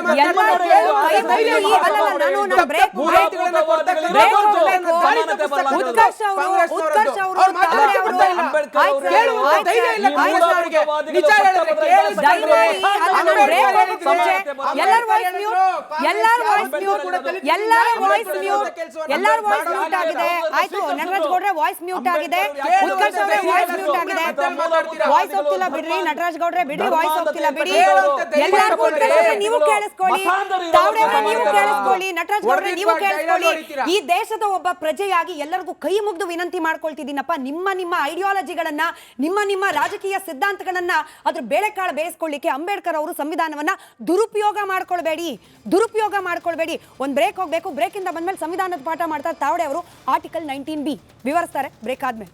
ವೆಲ್ಕಮ್ ಬ್ಯಾಕ್. ಬ್ರೇಕ್ ಇಂತ ಮುಂಚೆ ಕೇಳ್ತಾ ಇದೆ ತಾವಡೆ ಅವರೇ, ಸಂವಿಧಾನದ ಆರ್ಟಿಕಲ್ 19B ಏನ್ ಹೇಳುತ್ತೆ? ಮೇಡಮ್, ಸಂವಿಧಾನದ ಆರ್ಟಿಕಲ್ 19B ಯಾವಾಗಲೂ ಶಾಂತಿ ರೀತಿಯಾಗಿ ನಡೆಸ್ತಕ್ಕಂಥ ಜನ ಪಥಸಂಚಲನೆ ಆಗಲಿ, ಯಾವುದೇ ಹೋರಾಟಗಳನ್ನಾಗಲಿ ಅದಕ್ಕೆ 13 ಆರ್ಟಿಕಲ್ B ಅಂತ ಹೇಳ್ತಾರೆ. ಯಾಕಂದರೆ ಯಾವುದೇ ಆಯುಧಗಳನ್ನು ಹಿಡ್ಕೊಂಡು ಯಾವುದೇ ಕೆಲಸಗಳನ್ನು ಮಾಡಬಾರ್ದು ಅಂತ ಅದರಲ್ಲಿ ಇದೆ. ಯಾಕಂತಂದರೆ ಈ RSS ಅವರು ಬಡಿಗೆ ಹಿಡ್ಕೊಂಡು ಮಾಡ್ತಾರೆ, ಅದು ತಪ್ಪಲ್ವಾ? ಯಾಕೆ? ಅದು ಆಯುಧ ಅಲ್ವಾ? ಈಗ ನೀವು ಹೇಳ್ತಾ ಇದ್ದೀರಿ, ನಾವು ದಲಿತರು ನೀಲಿ ಶಾಲ್ಗಳನ್ನು ಹಾಕ್ಕೊಂಡು ರೋಡಿಗೆ ಇಳಿತೀವಿ, ಫ್ಲಾಗ್ ಹಿಡ್ಕೊಂಡು ಇಳಿತೀವಿ. ನಾವು ಯಾವಾಗಲೂ ಪಥಸಂಚಲನೆ ಮಾಡಲಿಕ್ಕೆ ಯಾವಾಗೂ ಇಳಿದಿಲ್ಲ. ಯಾವತ್ತು ನಮ್ಮವರ ಮೇಲೆ ಅತ್ಯಾಚಾರ ಆಗಿದೋ ಆ ಅತ್ಯಾಚಾರದ ಹೋರಾಟಕ್ಕೋಸ್ಕರ ನಮ್ಮ ನೀಲಿ ಜೆಂಡಗಳನ್ನು ಹಿಡ್ಕೊಂಡ್ಬಿಟ್ಟು ದಲಿತರು ಹೋರಾಟ ಮಾಡಿದೀವಿ ಹೊರತಾಗಿ ಸುಮ್ಮನೆ ನಾವು ಯಾವುದೋ ಊರಲ್ಲಿ ಹೋಗ್ಬಿಟ್ಟು ಪಥಸಂಚಲನೆ ಕಾರ್ಯಕ್ರಮ ಮಾಡ್ತೀವಿ, ವಿಜಯ ಉತ್ಸವ ಮಾಡ್ತೀವಿ. ಯಾಕೆ ರೀ ಇದನ್ನ ಇವ್ರೇನ್ ರಿಜಿಸ್ಟ್ರೇಷನ್ ಇದೆ? ಇವ್ರ ಕಾಪಿ ರಿಜಿಸ್ಟ್ರೇಷನ್ ಕೊಡುವಂತ ಕೊಡಿ. ರಿಜಿಸ್ಟ್ರೇಷನ್ ಕಾಪಿ ಕೊಟ್ಟಾಗ ಮಾತ್ರ ಇವರು RSS ದವರು ಈ ದೇಶದ ಸಂಘದ ಪರಿವಾರಗಳು ಅಂತ ನಾವು ಹೇಳಕ್ ಇಷ್ಟಪಡ್ತೀವಿ. ನೀವೇ ಹೇಳಿದಂತೆ ತಾವಡೆ ಅವರೇ, ಸಂವಿಧಾನವೇ ಶಾಂತಿಯುತವಾಗಿ ಪಥಸಂಚಲನ ನಡೆಸಲಿಕ್ಕೆ ಬರೋಣ. ಅದಕ್ಕೂ ಮಾತನಾಡೋಣ. ತಾವಡೆ ಅವರೇ ಕೇಳಿಸ್ಕೊಳ್ರಿ. ನೀವು ಒಪ್ಕೊಂತೀರೇನ್ರಿ? ನೀವು ಮಾತಾಡೋದು ನಾನು ಕೇಳಿಸ್ಕೊಂಡೆ, ನಾನು ಮಾತಾಡೋದು ಕೇಳಿಸ್ಕೊಳ್ರಿ. ತಾವಡೆ ಅವರೇ ಕೇಳಿಸ್ತಿದ್ಯಾ? ಅದನ್ನ ಅವ್ರು ಹೇಳಿದ್ರ? ಹೇಳಿಲ್ಲ ಅವರು. ತಾವಡೆ ಅವರೇ ಕೇಳಿಸ್ತಿದ್ಯಾ? ಕೇಳಿಸ್ತಾ ಇದ್ರೆ ನೀವೇ ಹೇಳ್ದಾಗೆ ನಮ್ಮ ಸಂವಿಧಾನದ ಆರ್ಟಿಕಲ್ 19B, ನೀವು 13 ಅಂತೇನೋ ಅಂದ್ರೆ 19B, ನಮ್ಮ ಸಂವಿಧಾನದ ಆರ್ಟಿಕಲ್ 19B ಶಾಂತಿಯುತವಾಗಿ ಪಥಸಂಚಲನ ಸಭೆ ಸಮಾರಂಭ ಮಾಡ್ಲಿಕ್ಕೆ ಅವಕಾಶ ಕೊಟ್ಟಾಗ ಅದನ್ನ RSS ಅವ್ರು ಮಾಡ್ತಿದ್ರೆ ನೀವ್ ಯಾಕೆ ವಿರೋಧ ಮಾಡ್ತಿದ್ದೀರಿ? ಅದು ಸಂವಿಧಾನ ವಿರೋಧಿ ಅಲ್ವಾ? ಕೈಯಲ್ಲಿ ಇಟ್ಕೊಂಡಿರುವ ದಂಡವನ್ನ ಶಸ್ತ್ರ ಅಂತ ಹೇಳಿ ಒಪ್ಲಿಕ್ಕೆ ಸಾಧ್ಯವಿಲ್ಲ ಅಂತ ಹೇಳಿ ಲೋಕಾಯುಕ್ತರಾಗಿದ್ದ ಕೇಳಿಸ್ಕೊಂಡ್ರಿ ಸರ್, ಕೇಳಿಸ್ಕೊಳ್ಳಿ. ರಿಜಿಸ್ಟ್ರೇಷನ್ ಬಗ್ಗೆನೂ ನಾನು ಮಾತಾಡ್ತೀನಿ ಸರ್. ನೋಡಿ, ನಾನು ಆರ್ಟಿಕಲ್ 19B ಮಾತನಾಡಿದಾಗ ನೀವು ರಿಜಿಸ್ಟ್ರೇಷನ್ ಅಂತೀರಿ, ನಾನು ದಂಡದ ಬಗ್ಗೆ ಮಾತನಾಡಿದಾಗ ಅಲ್ಲಲ್ಲ ಹಿಂಗಾಗಲ್ಲ ಡಿಬೇಟು. ಒಂದಾದ್ಮೇಲೆ ಒಂದ್ ಮಾತಾಡಿ, ಒಂದಾದ್ಮೇಲೆ ಒಂದ್ ಮಾತಾಡಿ. ತಾವಡೆ ಅವರೇ, ನೀವು ಫಸ್ಟ್ ಕೇಳಿಸ್ಕೊಂಡಿರೋದನ್ನ ಅರ್ಥ ಮಾಡ್ಕೊಳ್ತಿಲ್ಲ. ನೀವು ಆರ್ಟಿಕಲ್ 19B ಅಂದ್ರಿ, ನಾನು ಅದಕ್ಕೆ ಪ್ರಶ್ನೆ ಕೇಳ್ತಿದ್ದೀನಿ. ನಾನು ಆರ್ಟಿಕಲ್ 19B ಅಂದ್ರೆ ನೀವು ರಿಜಿಸ್ಟ್ರೇಷನ್ ಅಂತೀರಿ, ನಾನು ರಿಜಿಸ್ಟ್ರೇಷನ್ ಮಾತನಾಡ್ತೀನಿ ಅಂತೀನಿ, ನೀವು ಮತ್ತೆ ಸಂವಿಧಾನ ಸುಟ್ಟಿದ್ದು ಅಂತೀರಿ. ಕೇಳಿಸ್ಕೊಳ್ಳಿ, ನೀವೇ ಹೇಳಿದ ಹಾಗೆ ಆರ್ಟಿಕಲ್ 19B ಅಡಿಯಲ್ಲಿ ಶಾಂತಿಯುತವಾಗಿ ಸಭೆ ಸಮಾರಂಭ ಪಥಸಂಚಲನ ನಡೆಸುವಾಗ ಅವಕಾಶ ಇದೆ ಅಂತ ಸಂವಿಧಾನ ಹೇಳುವಾಗ ನೀವು ಯಾಕೆ ವಿರೋಧಿಸ್ತೀರಿ? ನೀವು ಸಂವಿಧಾನ ವಿರೋಧಿನ? ಎರಡನೆಯದ್ದು, ಜಸ್ಟಿಸ್ ಸಂತೋಷ್ ಹೆಗಡೆ ಮಾಜಿ ಲೋಕಾಯುಕ್ತರು ಇದೇ ಮಹಾಭಾರತ ವೇದಿಕೆಯಲ್ಲಿ ದಂಡವನ್ನ ನಾವು ಮಾರಕಾಸ್ತ್ರ ಅಂತ ಹೇಳಿ ಕರೀಲಿಕ್ಕೆ ಸಾಧ್ಯ ಇಲ್ಲ ಅಂತ ಹೇಳಿದ್ದಾರೆ. ನೀವು ಜಸ್ಟಿಸ್ ಸಂತೋಷ್ ಹೆಗಡೆ ಅವ್ರಕ್ಕಿಂತ ಬುದ್ಧಿವಂತರೇನ್ರಿ? ಆಯ್ತಪ್ಪ, ದಂಡ ಇನ್ ಕೇಸ್ ನಿಮ್ಮ ಪ್ರಕಾರ ಮಾರಕಾಸ್ತ್ರವೇ ಆಗಿದ್ರು ಕೂಡ 100 ವರ್ಷದಿಂದ ಅದಕ್ಕೆ ಅಬ್ಜೆಕ್ಟ್ ಮಾಡದೇ ಇರೋ ಸರ್ಕಾರಗಳ ಹೊಣೆಗೇಡಿತನ ಅಲ್ವಾ? ಕಾಂಗ್ರೆಸ್ ಪಕ್ಷದ ಕೇಳಬೇಕಾಗಿತ್ತು, ನೀವು ಇಷ್ಟು ವರ್ಷದಿಂದ ಯಾಕೆ ಬಿಟ್ರಿ ದಂಡ ಅಂತ ಹೇಳಿ. ರಿಜಿಸ್ಟ್ರೇಷನ್ ಮಾತನಾಡೋಣ, ಇದೆರಡು ಉತ್ತರ ಕೊಡ್ರಿ ಬೇಗ. ಈಗ ದಂಡನ ಹಿಡ್ಕೊಂಡು ನೋಡಿ, ಇತ್ತೀಚೆಗೆ ನಡೀತಕ್ಕಂಥ RSS ಗಲಭೆ ಇವ್ರೇನ್ ಮಾಡ್ತಾ ಇದ್ದಾರೆ, ಬಾಬ್ರಿ ಮಸ್ಜಿದ್ ಅನ್ನ ನೀವು ದಂಡ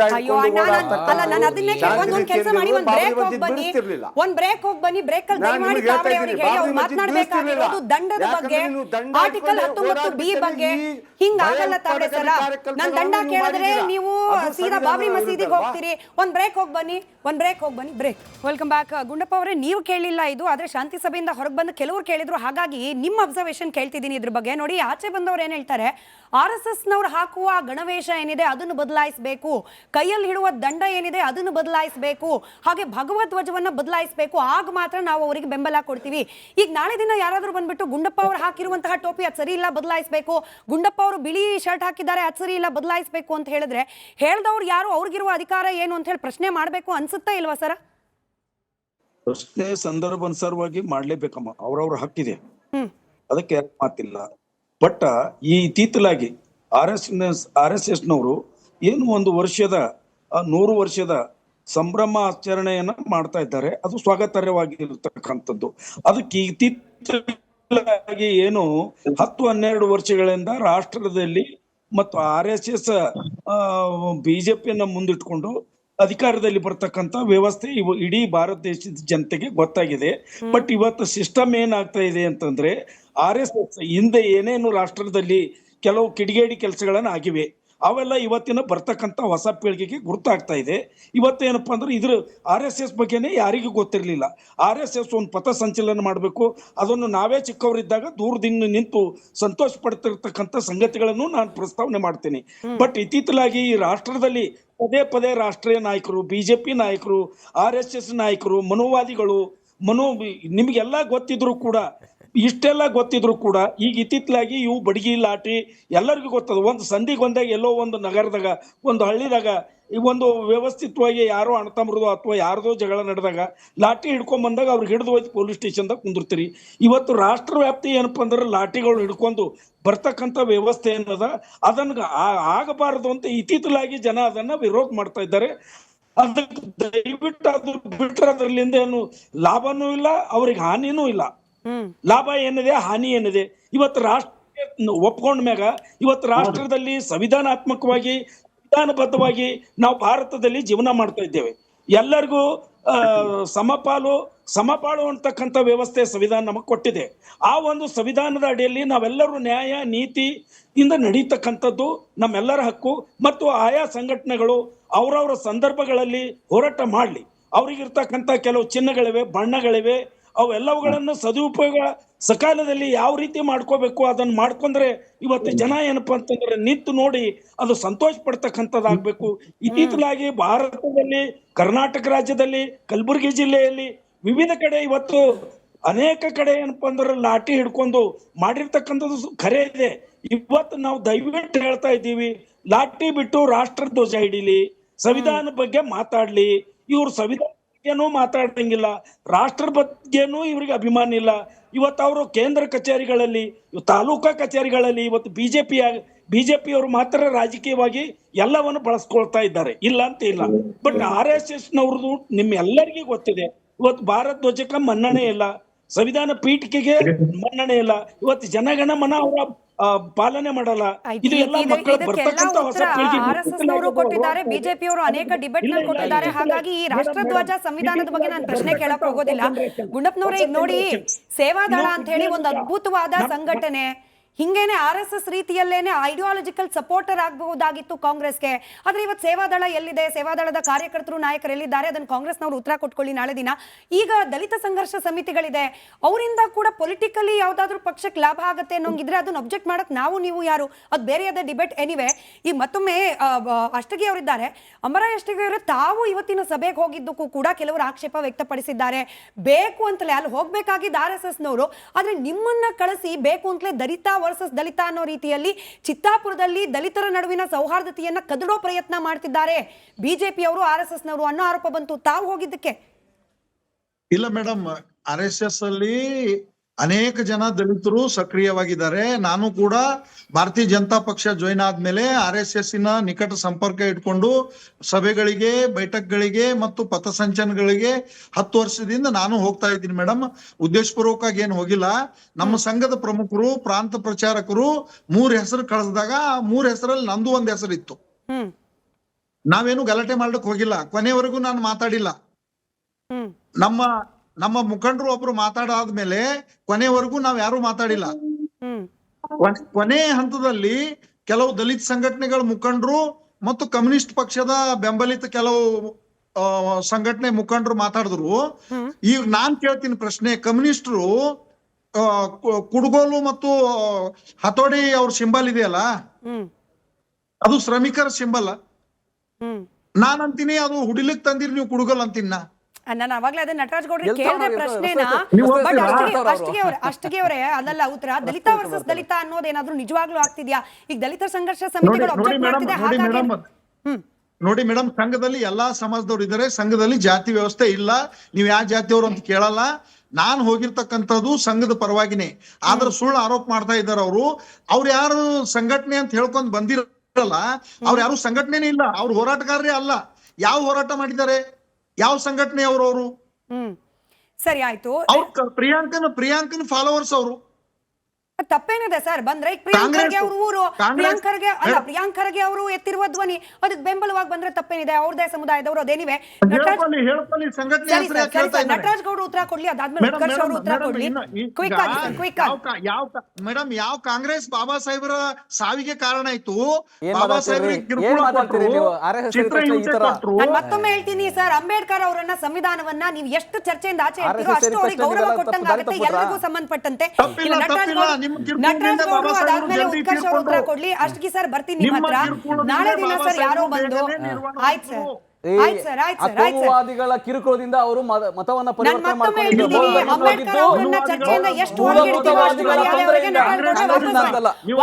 ಚಿತ್ತಾಪುರದಲ್ಲಿ ಸಭೆ ಆಯ್ತು. ಅಷ್ಟೇ ಸರ್, ನಾನು ಮತ್ತೆ ಬರ್ತೀನಿ ನಿಮ್ಮ ಹತ್ರಕ್ಕೆ. ಕೇಳ್ತೀನಿ ಪ್ರಶ್ನೆ, ನಟರಾಜ್ ಗೌಡ್ರೆ, ನಾಳೆ ದಿನ ಯಾರೋ ಬಂದ್ರು, ನೀವು ಹಾಕಿರುವ ಡ್ರೆಸ್ ನನಗೆ ಸರಿ ಕಾಣ್ತಾ ಇಲ್ಲ, ನಿಮ್ಮ ಡ್ರೆಸ್ ಬದಲಾಯಿಸಬೇಕು, ಆಗ ಮಾತ್ರ ನಿಮಗೆ ಈ ವೇದಿಕೆಯಲ್ಲಿ ಕುತ್ಕೊಳ್ಳಿಕ್ ನಾನು ಅವಕಾಶ ಕೊಡ್ತೀನಿ. ಕಾಂಗ್ರೆಸ್ ಪಕ್ಷ ಬಳಸ್ತಾ ಇರುವ 3 ಬಣ್ಣದ ಅದೇನಿದೆ ಶಾಲು ಅಥವಾ ಬಾವುಟ, ಅದು ನಮ್ಮ ರಾಷ್ಟ್ರಧ್ವಜಕ್ಕೆ ಮಾಡ್ತಿರುವ ಅವಮಾನದ ರೀತಿಯಲ್ಲಿ ನನಗೆ ಕಾಣಿಸ್ತಾ ಇದೆ. ಹಾಗಾಗಿ ಅದನ್ನ ಬದಲಾವಣೆ ಮಾಡಬೇಕು. ಆ ಧ್ವಜಕ್ಕೆ, ಕಾಂಗ್ರೆಸ್ ಪಕ್ಷದ ಧ್ವಜ ಕಟ್ಟಿರುವ ಕೋಲ್ ಏನಿದೆ ಅದು ನನಗೆ ಮಾರಕಾಸ್ತ್ರ ತರದಲ್ಲಿ ಕಾಣ್ತಾ ಇದೆ, ಅದನ್ನ ಬದಲಾವಣೆ ಮಾಡಬೇಕು.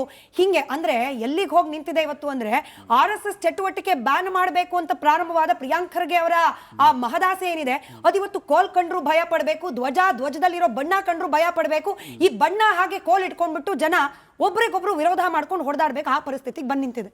ನೋಡಿ, ಸಮಾನತೆಯನ್ನು ಯಾರು ವಿರೋಧಿಸ್ತಾರೋ ಅವರು ನಿಜವಾದ ರಾಷ್ಟ್ರ ಪ್ರೇಮಿಗಳಲ್ಲ. ಸೌಹಾರ್ದತೆಯನ್ನು ಯಾರು ಕದಡುತ್ತಾರೋ ಅವ್ರು ನಿಜವಾದ ರಾಷ್ಟ್ರ ಪ್ರೇಮಿಗಳಲ್ಲ. ಬಿಜೆಪಿ ಮತ್ತು RSS ಎರಡೂ ರಾಜಕೀಯ ಪಕ್ಷಗಳು ಬೇರೆ ಬೇರೆ ಹೆಸರಿನಲ್ಲಿದ್ದಾವೆ. RSS ಇರ್ತಕ್ಕಂಥವರೇ ಬಿಜೆಪಿನಲ್ಲಿರ್ತಕ್ಕಂಥವರೇ RSS ಅವರು. ಆದರೆ ಯಾವತ್ತೂ ಸೌಹಾರ್ದತೆಯನ್ನು ಮೆರಿಬೇಕಾದಂಥವ್ರು, ಭ್ರಾತೃತ್ವವನ್ನು ಮೆರಿಬೇಕಾದಂಥವ್ರು ಯಾವತ್ತೂ ಅವರ ಭಾಷಣಗಳಲ್ಲಿ, ಅವರ ಮಾತುಗಳಲ್ಲಿ ದ್ವೇಷ ಬಿಟ್ಟರೆ ಬೇರೆ ಏನೂ ಕಂಡಿಲ್ಲ ಇಲ್ಲಿವರೆಗೂ. ಅದಕ್ಕಾಗಿ ಆಮೇಲೆ ಸಾರ್ವಜನಿಕ ಸ್ಥಳಗಳನ್ನು ದುರುಪಯೋಗ ಮಾಡಿಕೊಂಡು ಈ ಥರ ಸಂಘಟನೆ ಮಾಡ್ಕೊಳ್ಳಿಕ್ಕೆ ಅವಕಾಶ ಕೊಡಬಾರದು ಅನ್ನೋದು ಹೌದು. ಆ ಥರ ಮಾಡಬೇಕು. ಅದು ತಮಿಳ್ನಾಡಲ್ಲಿ ಯಾವ ರೀತಿ ಸರ್ಕಾರಿ ಶಾಲೆಗಳಲ್ಲಿ, ಕಾಲೇಜುಗಳಲ್ಲಿ ಮಾಡಕ್ಕೆ ಬಿಡೋದಿಲ್ವೋ, ಇಲ್ಲೂ ಆ ರೀತಿ ಮಾಡಕ್ಕೆ ಬಿಡ್ಕೂಡದು. ಅವ್ರು ಬೇಕಾದ್ರೆ ಪರ್ಮಿಷನ್ ತಗೊಂಡು ಎಲ್ಲರೂ ಸಾರ್ವಜನಿಕ ಸ್ಥಳಗಳಲ್ಲಿ ಚೌಲ್ಟ್ರಿ ಮಾಡ್ಕೊಳ್ಳಿ, ಪಾರ್ಕ್ ಮಾಡ್ಕೊಳ್ಳಿ, ಎಲ್ಲ ಮೈದಾನಗಳಲ್ಲಿ ತೆರಿಗೆ ಕಟ್ಬಿಟ್ಟು ಅಥವಾ ಫೀಸ್ ಕಟ್ಬಿಟ್ಟು ಅನುಮತಿ ತಗೊಂಡು ಮಾಡಲಿ. ಅದು ಅವ್ರ ಖಾಸಗಿ ಕಾರ್ಯಕ್ರಮ ಅನ್ನೋದಾದ್ರೆ. ಆದರೆ ಮಕ್ಕಳನ್ನ, ಚಿಕ್ಕ ಮಕ್ಕಳಿಗೆ, ಶಾಲಾ ಮಕ್ಕಳನ್ನ, ಕಾಲೇಜ್ ಮಕ್ಕಳನ್ನ ದುರುಪಯೋಗ ಮಾಡ್ಕೊಳ್ಳೋಂಥದ್ದು ಅಂಥವಕ್ಕೆಲ್ಲ ಮಾಡೋಕ್ಕೆ ಅವಕಾಶ ಕೊಡಬಾರ್ದು. ಯಾಕಂದರೆ RSS ಮಾಡೋದೇ BJPಗೆ ಪ್ರಚಾರ, ಚುನಾವಣಾ ಪ್ರಚಾರ ಬಿಟ್ಟರೆ ಅವ್ರು ಕಣ್ಣಲ್ಲಿ ಕಂಡಂಗೆ ಯಾವ ಕಾರ್ಯಕ್ರಮಗಳನ್ನು, ಈ ದೇಶ ಕಟ್ಟೋದು ಯಾವ ಕೆಲಸವನ್ನೂ ಅವ್ರು ಮಾಡಿಲ್ಲ. ಅವರು BJPಗೆ ಚುನಾವಣೆ ಸಮಯದಲ್ಲಿ ಕೆಲಸ ಮಾಡ್ತಾರೆ, ಇಷ್ಟೇ ಗೊತ್ತಿರೋಂಥದ್ದು. ಆದರೆ ಸೌಹಾರ್ದತೆಯನ್ನು ಹಾಳು ಮಾಡೋಕ್ಕೆ, ಸಂವಿಧಾನವನ್ನು ಅಪಮಾನ ಮಾಡಲಿಕ್ಕೆ, ಭಾರತ ಧ್ವಜವನ್ನು ಅಪಮಾನ ಮಾಡಲಿಕ್ಕೆ RSS ಆಗಲಿ, BJPಯವರಾಗಲಿ ಯಾವುದೇ ಮತೀಯ ಸಂಘಟನೆಗೆ ಅವಕಾಶವನ್ನು ಈ ನಾಡಿನ ಪ್ರಜ್ಞಾವಂತ ಮತದಾರರು, ಪ್ರಜ್ಞಾವಂತ ಪ್ರಜೆಗಳು ಯಾವುದೇ ರೀತಿಯ ಅವಕಾಶವನ್ನು ಕೊಡೋದಿಲ್ಲ. ಸರಿ, ಅದಕ್ಕಾಗಿ ಇವತ್ತು ನಾವು ಏನು ಮಾನ್ಯ ಪ್ರಿಯಾಂಕ್ ಖರ್ಗೆ ಅವರು ಹೇಳಿರೋದಕ್ಕೆ ಇಡೀ ಕರ್ನಾಟಕ ಅವ್ರ ಪರವಾಗಿ ನಿಂತಿದೆ. RSS ಕೂಡ BJP ಕೂಡ ಸಂವಿಧಾನ ಮತ್ತೆ ಕಾನೂನು ಆಶಯಗಳ ವಿರುದ್ಧವಾಗಿ ಹೋಗಕೂಡದು. ಅದ್ರ ಪರವಾಗಿ ಪ್ರಿಯಾಂಕ್ ಖರ್ಗೆ ಅವ್ರ ಪರವಾಗಿ ನಿಂತಿದ್ದೀರಾ ಸರ್? ಇಲ್ಲ ಅಂತ BJP ಅವರ ಆರೋಪ. ಇಡೀ ಕರ್ನಾಟಕ ಪರವಾಗಿ. ಉತ್ಕರ್ಷ ಅವರು, ಈ RSS ಶಾಖೆಗಳಿಗೆ ಯುವಕರನ್ನ, ಮಕ್ಕಳನ್ನ ಬಲವಂತವಾಗಿ ಕರ್ಕೊಂಡು ಬರಲಾಗುತ್ತೆ, ಯಾಕಂದ್ರೆ ಅವ್ರನ್ನ ದುರ್ಬಳಕೆ ಮಾಡ್ಕೊಳ್ಳಲಾಗ್ತಿದೆ ಅನ್ನೋ ಆರೋಪ ಅಥವಾ ಅನುಮಾನ ನಟರಾಜ್ ಗೌಡ್ರಿಗೆ, ಕಾಂಗ್ರೆಸ್ ಪಕ್ಷದವರಿಗಿದೆ. ನೋಡಿ, ಎಲ್ಲೂ ಕೂಡ ಆ ರೀತಿ ಶಾಖೆಗಳಲ್ಲಿ ವಿದ್ಯಾರ್ಥಿಗಳನ್ನಾಗ್ಲಿ ಮಕ್ಕಳನ್ನಾಗ್ಲಿ ದುರುಪಯೋಗ ಪಡಿಸ್ಕೊಳ್ತಕ್ಕಂಥದ್ದು ಇಲ್ಲ. ಮತ್ತೆ ಬಹಳ ಹೆಚ್ಚಾಗಿ ನಾನು RSS ಬಗ್ಗೆ ಮಾತಾಡ್ಲಿಕ್ಕೆ ನಾನು RSS ನ ವಕ್ತಾರ ಅಲ್ಲ, ಭಾರತೀಯ ಜನತಾ ಪಾರ್ಟಿಯ ವಕ್ತಾರ. ಮತ್ತೊಂದು, ನಟರಾಜ್ ಗೌಡ್ರು ಹೇಳ್ಬಿಟ್ರು ಇವತ್ತು ಕಾಂಗ್ರೆಸ್ನವರು ಸಮಾನತೆ ಬಗ್ಗೆ ಮಾತನಾಡ್ತೇವೆ ಅಂತ. ಮೊದಲು ಅವ್ರಿಗೆ ಮಾಹಿತಿ ಇರಲಿ, ಸಮಾನತೆ ಮತ್ತು ಸಂವಿಧಾನದ ಬಗ್ಗೆ ಮಾತನಾಡುವಂತ ಯಾವ ನೈತಿಕತೆ ಇಲ್ಲ ರೀ. ಇವತ್ತು ಕೇಳಿಸ್ಕೊಳ್ಬೇಕು. ನೀವು ಮಾತನಾಡ್ಬೇಕಾದ್ರೆ ಸುಮ್ಮನೆ ಇದ್ದು ಕೇಳಿಸ್ಕೊಳ್ತಕ್ಕಂಥ ಧೈರ್ಯ ಇರಬೇಕು. ಕಲಬುರಗಿಯಲ್ಲಿ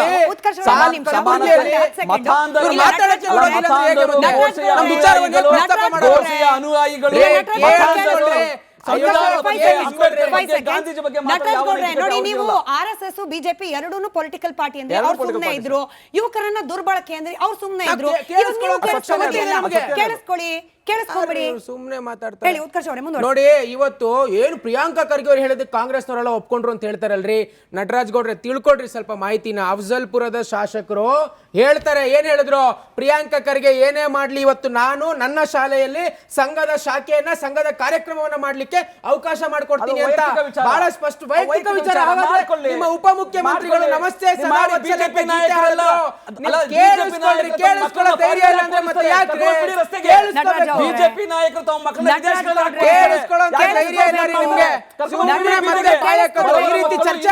ಮಕ್ಕಳು ರಸ್ತೆಗೆ ಬರಬೇಕು ಅಷ್ಟೇ.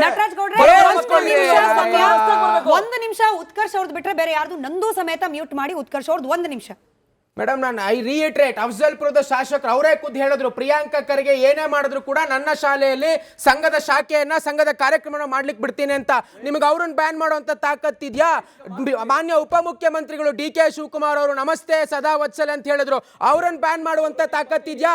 ಕುಣಿಗಲ್ ರಂಗನಾಥ್ ಹೇಳಿದ್ರು ಆ ಶಾಖೆಯ ಗೀತೆಯಲ್ಲಿ ಏನ್ ತಪ್ಪಿದೆ ಅಂತ, ಅವ್ರನ್ನ ಬ್ಯಾನ್ ಮಾಡುವಂತ ತಾಕತ್ತಿದ್ಯಾ? ಪುತ್ತೂರ್ನ ಶಾಸಕರು ಅಶೋಕ್ ಕುಮಾರ್ ರೈ ಅವರು ಸಂಘದ ಗಣವೇಶವನ್ನು ಹಾಕೊಂಡು ಹೇಳಿದ್ರು ನಮಸ್ತೆ ಸದಾ ವತ್ಸಲೆ ಅಂತ. ಈಗ ನಾವು ಪ್ರಿಯಾಂಕಾ ಖರ್ಗೆ ಅವರಿಗೆ ಪ್ರಶ್ನೆ ಮಾಡ್ತಿರ್ತಕ್ಕಂಥದ್ದು ಏನು ಅಂತಂದ್ರೆ, ಸರ್ ನೀವು ಸಂಘವನ್ನ ಬ್ಯಾನ್ ಮಾಡೋದು ಬಿಟ್ಬಿಡಿ, ನಿಮ್ಮ ಸ್ವಪಕ್ಷದ ನಾಯಕರುಗಳೇ ಸಂಘದ ಬಗ್ಗೆ ಒಳ್ಳೆಯ ಪಾಸಿಟಿವ್ ಒಪಿನಿಯನ್ ಒಪ್ಕೊಂಡಿದ್ದಾರೆ. ಸೊ ಹಾಗಾಗಿ ಮೊದಲು ನಿಮ್ಮ ತಾಕತ್ತನ್ನ ಅವರನ್ನು ಬ್ಯಾನ್ ಮಾಡೋದ್ರಲ್ಲಿ ತೋರಿಸಿ, ಮತ್ತೆ ಮುಂದುವರೆದು ಇವತ್ತೇನು RSS ಬ್ಯಾನ್ ಮಾಡ್ತೀವಿ, RSS ನಿಷೇಧ ಮಾಡ್ತೀವಿ ಅನ್ನುವಂಥ ಡೈವರ್ಷನ್ ಪಾಲಿಟಿಕ್ಸ್ ಅನ್ನ ಬಹಳ ಸ್ಪಷ್ಟವಾಗಿ ಕಾಂಗ್ರೆಸ್ ಮಾಡ್ಕೊಂಡ್ ಬಂದಿದೆ. ನಮ್ಮ ನಿಲುವು ಇವತ್ತು ಬಹಳ ಸ್ಪಷ್ಟವಾಗಿದೆ ರೀ. ಕಲ್ಯಾಣ ಕರ್ನಾಟಕದಲ್ಲಿ ಕಲಬುರಗಿಯಲ್ಲಿ ಕಿತ್ತು ತಿನ್ನುವಂತ ಬಡತನ ಇದೆ, ಕಿತ್ತು ತಿನ್ನುವಂತ ಸಮಸ್ಯೆಗಳಿದೆ. ಆ ಸಮಸ್ಯೆಗಳಿಗೆ ಮೊದಲು ಪ್ರಿಯಾಂಕಾ ಖರ್ಗೆ ಉತ್ತರ ಕೊಡ್ಲಿ. IT-BT ಮಂತ್ರಿಯಾಗಿ ಎಷ್ಟು IT-BT ಇಂಡಸ್ಟ್ರಿಗಳನ್ನ ಆ ಕಲಬುರಗಿಗೆ ತರುವಂತ ಕೆಲಸ ಮಾಡಿದಿರ ಶ್ರೀಮಾನ್ ಪ್ರಿಯಾಂಕಾ ಖರ್ಗೆ ಅವರೇ. It is the failure of your governance. ಅದ್ ಬಿಟ್ಬಿಟ್ಟು ಕುಣಿಯಕ್ಕಾಗ್ದೋ ನೆಲ ಡೊಂಕು ಅಂದಂಗೆ ನಿಮ್ ಕಡೆ ಕೆಲಸ ಮಾಡಕ್ಕಾಗಿಲ್ಲ, RSS ನಿಷೇಧ ಮಾಡ್ತೀನಿ ಹೇಳುವಂತದ್ದು ಎಷ್ಟು ಸರಿ? ಶ್ರೀವತ್ಸ ಸರ್, ಇವತ್ತು ಕೋರ್ಟ್ನಲ್ಲಾದ ಅಬ್ಸರ್ವೇಷನ್ ಜಸ್ಟಿಸ್ ನಾಗಪ್ರಸನ್ನ ಅವರು ಹೇಳಿದ್ರು, ನೋಡಿ ಸರ್ಕಾರದ ಉದ್ದೇಶ ಏನು ಅನ್ನೋದು ಬೇರೆ ಏನೋ ಅಚೀವ್ ಮಾಡ್ಲಿಕ್ಕೆ ಹೊರಟಿದೆ ಸರ್ಕಾರ ಅನ್ನೋ ರೀತಿಯಲ್ಲಿದೆ ಕ್ಯಾಬಿನೆಟ್ ನ ಡಿಸಿಷನ್. ಪೊಲೀಸ್ ಆಕ್ಟ್ ಇದೆ, ಪೊಲೀಸ್ ಆಕ್ಟ್ ನ ಪ್ರಕಾರ ಸ್ಥಳೀಯವಾದ ಆಡಳಿತ ಹಾಗೆ ಪೊಲೀಸರಿಗೆ ಸಂಬಂಧಪಡುತ್ತೆ. ಆಯಾ ಪ್ರದೇಶಗಳಲ್ಲಿ ಅನುಮತಿಯನ್ನ ಕೊಡಬೇಕಾ ಬೇಡವಾ ಅಂತ ಹೇಳಿ ಇದನ್ನ ಓವರ್ಕಮ್ ಮಾಡಿಬಿಟ್ಟು ಹೊಸದೊಂದು ಕ್ಯಾಬಿನೆಟ್ ಆದೇಶವನ್ನ ಹೊರಡಿಸೋದು ಸರ್ಕಾರದ ಉದ್ದೇಶನೇ ಪ್ರಶ್ನೆ ಮಾಡುವಂತಾಗಿದೆ. ಇದು ಕೋರ್ಟ್ನ ಅಬ್ಸರ್ವೇಷನ್ ಸರ್.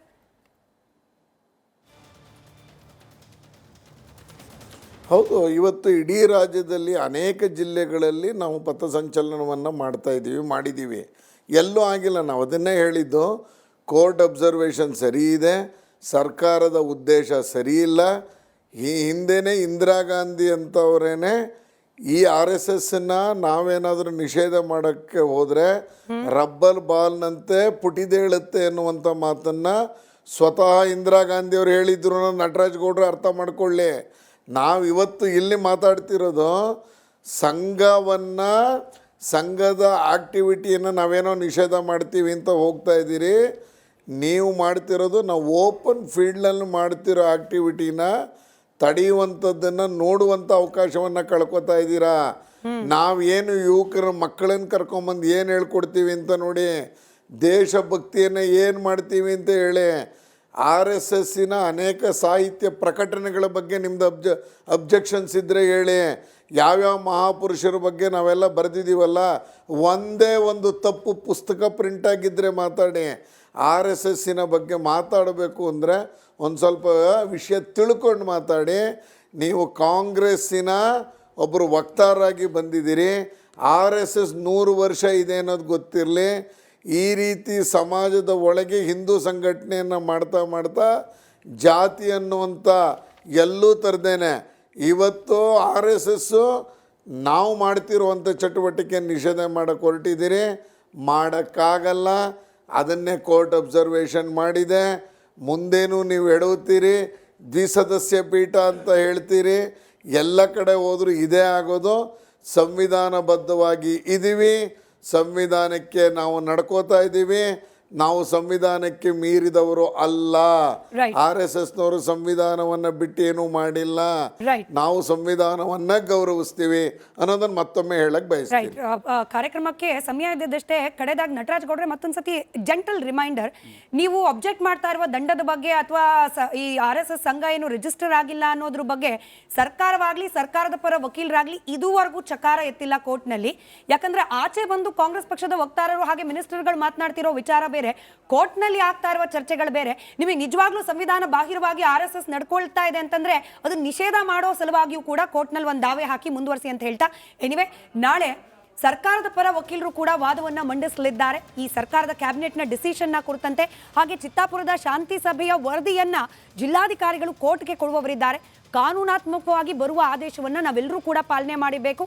ಅದು ಭೀಮಾರ್ಮಿ ಇರ್ಬೋದು, ದಲಿತ ಸಂಘರ್ಷ ಸಮಿತಿ ಇರ್ಬೋದು, RSS ಕೂಡ ಇರಬಹುದು. ಆ ಕುತೂಹಲ ಏನಾಗುತ್ತೆ ಅನ್ನೋದು ಅದಾದ ದಿನ, ಕೋರ್ಟ್ನ ತೀರ್ಪು ಹೊರಬಂದ ದಿನ ಮತ್ತೊಮ್ಮೆ ಇದೇ ವಿಚಾರಕ್ಕೆ ಚರ್ಚೆ ಮಾಡೋಣ. ಇವತ್ತಿನ ಚರ್ಚೆಗೆ ಸಮಯ ಇದ್ದಷ್ಟೇ. ಧನ್ಯವಾದ ಎಲ್ಲರಿಗೂ ಕೂಡ ಚರ್ಚೆಯಲ್ಲಿ ಭಾಗಿಯಾಗಿದ್ದಕ್ಕೆ. ನೋಡ್ತಾ ಇರಿ ರಿಪಬ್ಲಿಕ್ ಕನ್ನಡ, ಇದು ನಿಮ್ಮ ಧ್ವನಿ.